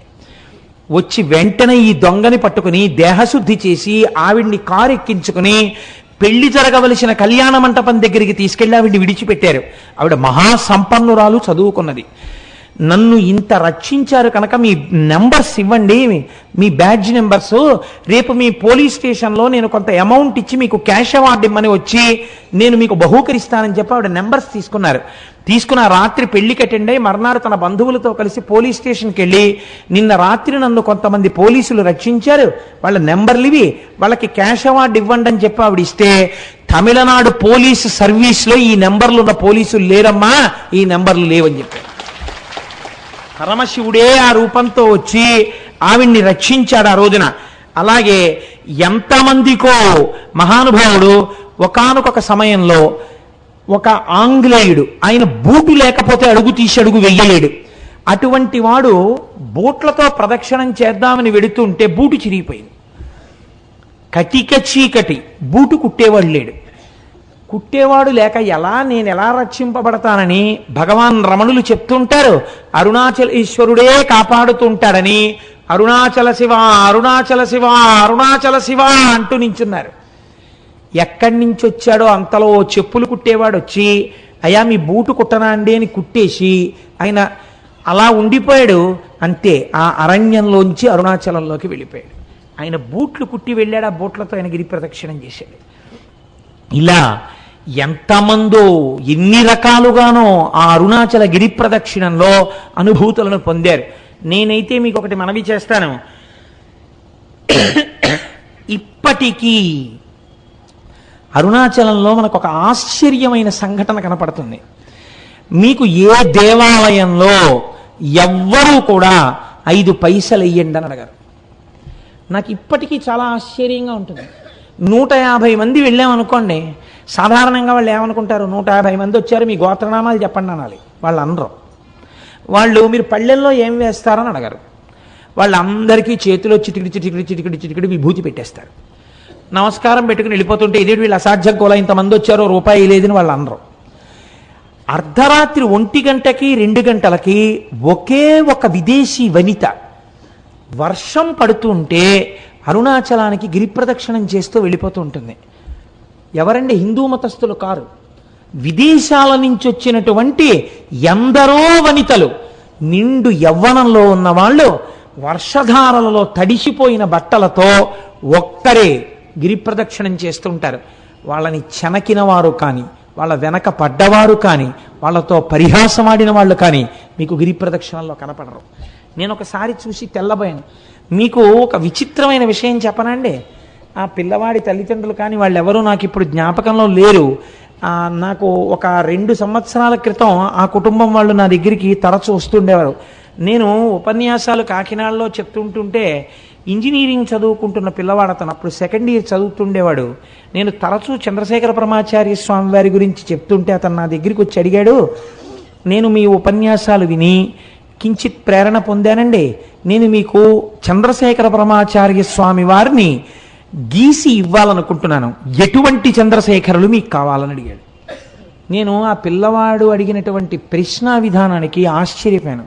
అంటే నేను ఎలాంటి చంద్రశేఖర పరమాచార్య స్వామిని వారిని కోరితే అలాంటి పరమాచార్యుల వారిని గీయగలవా అన్నాను. గీస్తాను అన్నాడు. నేను తెల్లబోయాను. పరమాచార్యుల వారి ఆచమనం చేసే విధానం చాలా ఆశ్చర్యంగా ఉంటుంది. 2 మోకాళ్ళు ఇలా పెట్టి 2 మోచేతులు మోకాళ్ళ మధ్యలో పెట్టి కమండలం కింద పెట్టి ఆచమనం చేస్తారు. ఏది అలాంటి బొమ్మ గీయన్నాను. మీరు నమ్ముతారా? అతను ఒక వైట్ కార్డుబోర్డు మీద పెన్సిల్తో చక్ చక్ చక్ చక్ చక్ చక్ గీసాడు. అది గీసేసి నాకు బహూకరించాడు, పేరు రాసి. నేను తెల్లబోయి అది ఫోటో కట్టించుకుని ఇంట్లో పెట్టుకుంటే ఇప్పుడు సుబ్రహ్మణ్యోత్సవాలకి రాబోతున్నటువంటి స్వరూపానందేంద్ర సరస్వతి స్వామి వారు భిక్షకి మా ఇంటికి వచ్చారు. ఆయన వస్తూనే తిన్నగా ఫోటో దగ్గరికి వెళ్ళిది ఎక్కడిది నీకని అడిగారు. అడిగితే నాకు ఒక ఇంజనీరింగ్ స్టూడెంట్ గీశాడండి అన్నాను. నువ్వు ఏం అనుకోకపోతే ఇది నాకు ఇచ్చేయగలవా అని అడిగారు. తప్పకుండా తీసుకోండి స్వామి అన్నాను. ఆయన వెంటనే తీసుకుని కళ్ళకద్దుకుని తన పరివారానికి ఇచ్చి ఇది మన పీఠానికి చేర్చండి అని ఇచ్చారు. ఆ పిల్లవాడు అరుణాచలం వెళ్ళి నాకు ఫోన్ చేశాడు, నేను అరుణాచలం వచ్చానండి గిరి ప్రదక్షిణం చేయడానికి కోటేశ్వరారు, ప్రారంభం చేస్తున్నానండి అని. ఆ తర్వాత ఒక 4 రోజులు పోయిన తర్వాత నా దగ్గరికి ప్రసాదం పట్టుకుని వచ్చాడు. అతను ఎప్పుడు వెళ్ళాడు గిరి ప్రదక్షిణానికి? మంచి రోహిణీ కార్తెలో వెళ్ళాడు. వెళ్ళి తెలియక చిన్నపిల్లవాడు కదా, విని విని విని విని ఉన్నాడు. ఆ భక్తి పెంచేసుకున్నాడు. ఉదయం 8 గంటలకు బయలుదేరాడు. ఆది అన్నామలై దేవాలయం దగ్గరికి వెళ్ళేటప్పటికి 11 అయింది. అరికాళ్ళన్నీ బొబ్బలెక్కిపోయాయి, ఇంకా కాలు ఇలా పడలేదు. అయ్యయ్యో, నేను ఇంత పూనికతో వచ్చాను, నేను ప్రదక్షిణం చెయ్యలేనా అని ఒక చెట్టు కింద కూర్చుని ఏడ్చేట. ఆ ఏడవడమే క్షణం ఆకాశం అంతా మేఘాలు పట్టి వర్షం ధారల కింద పడిపోయి చల్లబడిపోతే అతను గిరి ప్రదక్షిణం చేసి నాకు అరుణాచలం నుంచే ఫోన్ చేశాడు, నేను ఇటువంటి అనుభూతిని పొందాను కోటేశ్వరారు, ప్రసాదం పట్టుకుని మీ ఇంటికి వస్తున్నానని నాకు పట్టుకొచ్చి ప్రసాదం ఇచ్చాడు. తరచూ నా దగ్గరికి వస్తుండేవాడు ఆ కుర్రవాడు. తర్వాత ఉద్యోగం వచ్చినప్పుడో ఎప్పుడో కూడా నా దగ్గరికి వచ్చాడు. నా దగ్గరికి నేను కొంచెం వచ్చేవాళ్ళని ఎందుకు అనాలి, నాకే జ్ఞాపక శక్తి తక్కువ, గుర్తుండదు. ఇప్పుడు పాపం ఎక్కడికి వెళ్తున్నానని చెప్పాడో, ఎక్కడ ఉద్యోగానికి వెళ్ళాడో. కానీ ఆ పిల్లవాడు ఈ పరమ పవిత్రమైన ఉపన్యాసంలో స్మరింపబడడం చేత అతని జీవితం ఈశ్వరుడి చేత చక్కగా రక్షింపబడుతుంది. కాబట్టి నాకే ఎన్ని అనుభూతులు ఉన్నాయో అరుణాచల క్షేత్రంతో, తెలిసి తెలియని నేను 4 మాటలు చెప్తే నమ్మి వెళ్ళిన వాళ్ళు భక్తి వలన ఎన్ని అనుభవించారో అరుణాచల క్షేత్రంలో. కాబట్టి ఆ అరుణాచలం కొండయందు నమ్మకం పెట్టుకొని ఆ అరుణాచలం వెళ్ళి మీరు ఆ కొండల కింద చూస్తుంటే ఎన్ని తీర్థాలు కనపడతాయో, ఎన్ని చెరువులు కనపడతాయో. చిత్రం ఏమిటో తెలుసా అండి? అరుణాచలానికి ఏకకాలమునందు ప్రదక్షిణం చేస్తారు. ఒకటి మనుష్యులు చేసేటప్పుడు ఎడం పక్క నుంచి తిరుగుతారు, దేవతలు కుడి పక్క నుంచి వస్తారు. అందుకే వాళ్ళకి అడ్డెళ్ళకూడదని చెప్పి అటు వెళ్ళొద్దంటారు కుడి పక్కకి. అరుణాచలగిరి ప్రదక్షిణం చేసేటప్పుడు ఒక మర్యాద ఉంది శాస్త్రంలో. మనంతట మనం తగిలించుకోవడం కాదు, నిజంగా బాగా భక్తులని రుజువేమి అంటే ఎవరైనా గిరి ప్రదక్షిణం చేసేటటువంటి సమయంలో ఒకవేళ వాళ్ళ యొక్క కాలు కానీ వేలు కానీ తెగి నెత్తురు ధారలై కారితే వేరొకరికి ఆ రక్తధారని ఆపే అధికారము లేదు. సాక్షాత్తు శ్రీ మహాలక్ష్మి వచ్చి తన పట్టుచీర కొంగు చింపి కట్టుకడుతుంది అని ప్రమాణం.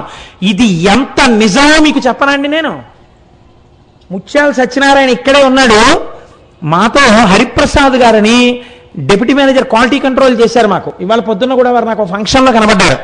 ఆయన మొదటిసారి అరుణాచలం వచ్చారు భార్యతో, గిరి ప్రదక్షిణం చేస్తున్నారు. ఇలా గుళ్ళోకి వెళ్ళి బయటికి వస్తున్నారు ప్రదక్షిణం చేస్తూ. అసలు అంత దెబ్బ తగిలే అవకాశం లేదండి. ఆవిడ కాలు వేలు తెగిపోయి నెత్తురు కారింది, పెద్ద మడుగు కట్టింది, అంత రక్తం కారిపోయింది. అడిగిపోయాడు మా సత్యనారాయణ. ఇప్పటికీ నాతో మొన్న కూడా అన్నారు హరిప్రసాద్ గారు, నేను ఆశ్చర్యపోయేది కోటేశ్వరరావు, నేను ఎంత ప్రయత్నించాగని రక్తధార ఎక్కడి నుంచి వచ్చిందోనయ్యా. ఓ పెద్ద ఆవిడ కొండలోంచి పరుగు పరుగున వచ్చింది, వచ్చి ఉండవయా అని గబక్క లోపలికెళ్ళి 4 ఆకులు తీసుకొచ్చి పిండిందిలాగా, పిండగానే రక్తం కట్టేసింది.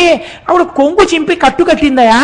ఎంత ఆశ్చర్యం. డాక్టర్ దగ్గరికి తీసుకెళ్తే కలేరు తగ్గిపోతుందని కుట్లేసాడు, తగ్గిపోయింది. ఎంత చిత్రం అన్నారు. అయ్యా మీరు ఎంత భాగ్యవంతులండి, మీ ఆవిడ ఎంత పుణ్యం చేసుకున్నదో, ఎంత మంచి హృదయమో. కాకపోతే ఆవిడికి లక్ష్మీదేవే కట్టు కట్టిందండి. మీరు నమ్మండి, స్కాంద పురాణం అలా చెప్పిందని చెప్పాను నేను. ఏం సత్యనారాయణ నిజమా కదా? లేచి నిలబడి చెప్పు, లేకపోతే నేను అబద్ధం చెప్పాను అనుకుంటారు. నిజమా కాదా? కూర్చో అంటే ఏమిటి, నువ్వు వెళ్ళిన ఈ పాటికే నీకు ఇన్ని అనుభవాలు ఉన్నాయని మీరు అనుకుంటారేమో అని నా భయం. ఇవన్నీ నేనేదో చెప్పేస్తున్నాడు, ఏదో చెప్పమన్నాం కదా అని వీడు చాలా చెప్పేస్తున్నాడు రో, ఇంకా నమ్మచ్చా నమ్మకూడదా అనుకుంటారేమో నా భయం. అందుకని సాక్ష్యాలు ప్రవేశపెట్టాను. కాబట్టి అరుణాచలం అరుణాచలమే, దాని పేరే అరుణాచలము. అచలము అంటే కదలని వాడు, కదలనిది అంటే జ్ఞానము. ఎప్పుడు తనలో తాను రవించేటటువంటి పరమేశ్వరుడు అచలుడై ఉంటాడు. అరుణము, అరుణము అంటే ఎర్రనిది, కారుణ్యమూర్తి, అపారమైన దయ కలిగినది అమ్మ. అమ్మ అయ్య కలిసినదే అరుణాచలము కొండ. కాదు కాదు, అరుణాచలంలో ఉన్నటువంటి శిలలను తీసుకెళ్ళి అమెరికా సంయుక్త రాష్ట్రాల్లో ఉన్న శాస్త్రవేత్తలు అక్కడ ఉండే ప్రయోగశాలలో పరిశీలన చేశారు.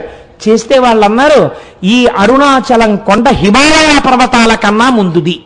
ఇది ఎప్పుడు ఏర్పడిందో మేము చెప్పలేం. ఎందుకంటే అగ్నిహోత్రములో తప్తమై ఘనీభవించిన మొదటి రాళ్లే అరుణాచలం కొండ అని వాళ్ళు నిర్ధారణ చేశారు.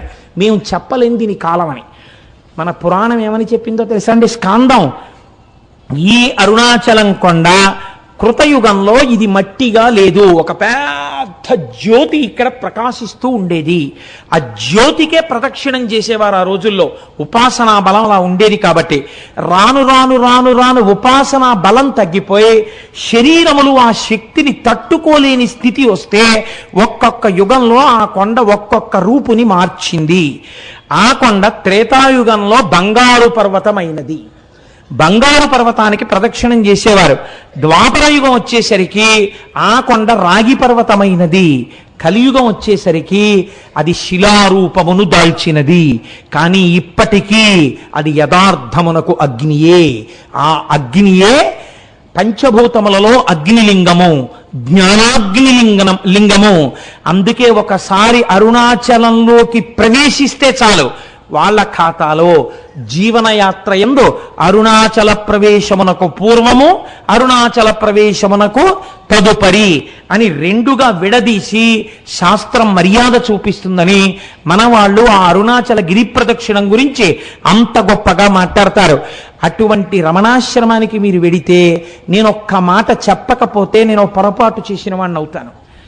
ఇవాల్టి రోజున మన మత వైభవం ఏమిటో మనకి తెలియదు, మన సనాతన ధర్మము యొక్క గొప్పతనం ఏమిటో మనకి తెలియదు. మన సనాతన ధర్మము గురించి మనం వెలితి మాటలు మాట్లాడతాం, ఏకి మాటలు మాట్లాడతాం. మీరు ఇవాళ రమణాశ్రమానికి వెళ్ళి చూడండి, శేషాద్రి స్వామి కాటేజెస్ దగ్గరికి వెళ్ళి చూడండి. మొన్న వచ్చిన వాళ్ళు చూశారు, ఎంతమంది విదేశీయులో కోట్లు వేసుకుని టైలు కట్టుకుని అరుణాచలం వచ్చిన వాళ్ళు ఆ ప్రాంతాన్ని చూసి పొంగిపోయి ఖద్దరు బట్టలు వేసుకుని, ఖద్దరు పంచెలు కట్టుకుని, ఖద్దరు చొక్కాలు వేసుకుని వాళ్ళు అరుణాచలంలో భోజనాలు అయిపోయిన తర్వాత రమణాశ్రమంలో విస్తళ్ళు కూడా ఎత్తుతూ ఉంటారు. వాళ్ళు ఇంతంత విభూతి రేఖలు ఎట్టుకుని, ఇంతంత బొట్లు పెట్టుకుని, విదేశీ వనితలు చీరలు కట్టుకుని ఉంటారు. కట్టుకుని వాళ్ళు అక్కడ కూర్చుని సంస్కృతంలో ఉన్నటువంటి శ్లోకాల్ని ఇంగ్లీష్లో రాసుకుని అందరి దగ్గర తెలుసుకుని ఉచ్చారణ నేర్చుకుని చక్కగా వాళ్ళు నిజంగా శ్లోకాలు చదువుతుంటే అసలు ఏమి సాధనరా అనిపిస్తుంది. మీకు నేను ఒక సంఘటన చెప్తాను. నేను ఒకసారి అరుణాచలం వెళ్ళినప్పుడు బాగా తెల్లవారుజామున కొండల మీద కెడితే బాగా తపస్సులో కొన్ని సంవత్సరాల నుంచి ఉన్నటువంటి వాళ్ళ గుహల దగ్గర పాలు పిట్టొచ్చే వాళ్ళు కనపడతారు అని చెప్పారు. అప్పట్లో నేను మా పినమామ గారితో ఎక్కువ వెడుతుండేవాడిని. ఆయన్ని తీసుకుని కొండ మీదకి వెళ్ళాను. అయితే ఇంకా చీకటి విడవలేదు. అప్పటికే ఒక ఫారినరు, ఒక ఫారిన్ లేడీ, దేవర్ యంగ్ కపుల్, వాళ్ళిద్దరు దిగొస్తున్నారు. దిగొస్తుంటే మా పినమామ గారికి గబగబా వెళ్ళి, కొంచెం దూకుడు మనస్తత్వం ఉన్నవారు, సంతోషం ఎక్కువ ఉన్నవారు, వాళ్ళ దగ్గరికి వెళ్ళి వాళ్ళని సంతోషంగా మీరు ఎక్కడికి వెళ్ళి వస్తున్నారు అని అడిగారు. అడిగితే ఆవిడంది, ఇక్కడ నేను బాగా దూరంగా కనపడేటటువంటి ఆ గుహలో ఒక యోగి తపస్సు చేస్తున్నాడు, కేవలముగా అస్థిపంజరం ఎలా ఉంటుందో అంత శుష్కించిపోయాడు. కన్నంలోంచి మాత్రమే చూడమని పాలాయన చెప్పాడు నాకు.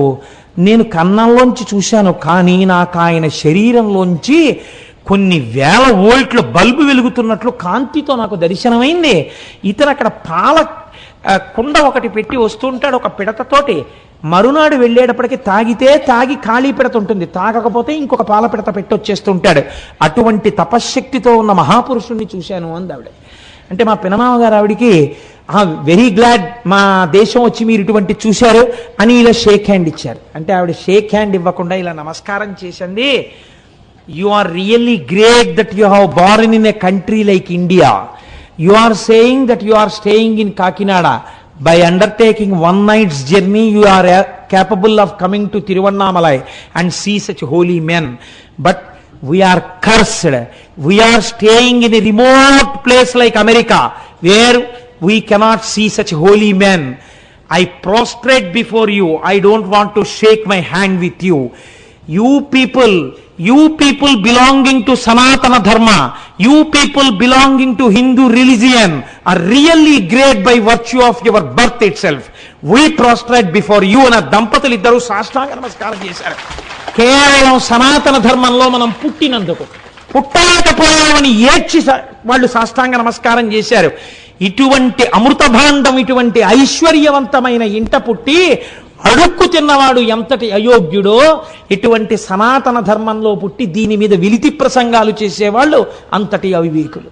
అంతటి గొప్ప అరుణాచలం. ఒక్కసారి ఆ నామాన్ని స్మరిస్తే చాలు, ఒకసారి గిరి ప్రదక్షిణం చేస్తే చాలు, ఒక్కసారి ఆ రమణుల ఆశ్రమంలోకి వెడితే చాలు, అరుణాచలేశ్వర దర్శనం చేస్తే చాలు. నిజానికి ఈ అరుణాచలం గురించి నాకు ఒక 10 రోజుల ప్రసంగం చెయ్యాలనుంది. కానీ శివమహాపురాణం టాపిక్ అయినప్పుడు అంతా నేను వెళ్ళకూడదని ఇవాళ త్రయోదశి తిథి నాడి ప్రదోష వేళ అరుణాచలం గురించి మాట్లాడాలి అని ఇవాళ అరుణాచలం గురించి మాట్లాడాను. రేపటి రోజున భగవాన్ రమణుల గురించి మాట్లాడతాను. ఇవాళ మనం ఇంత చక్కటి విషయాన్ని విని ఉన్నాం కాబట్టి మన అందరికీ ఆ ఈశ్వరానుగ్రహము కలుగుట కొరకై నేనంటాను, మీరనండి, ఒక్క 3 మార్లు ఆ నామం చెప్పి మనం బయలుదేరదాం. అరుణాచల శివ, అరుణాచల శివ, అరుణాచల శివ, అరుణ శివ.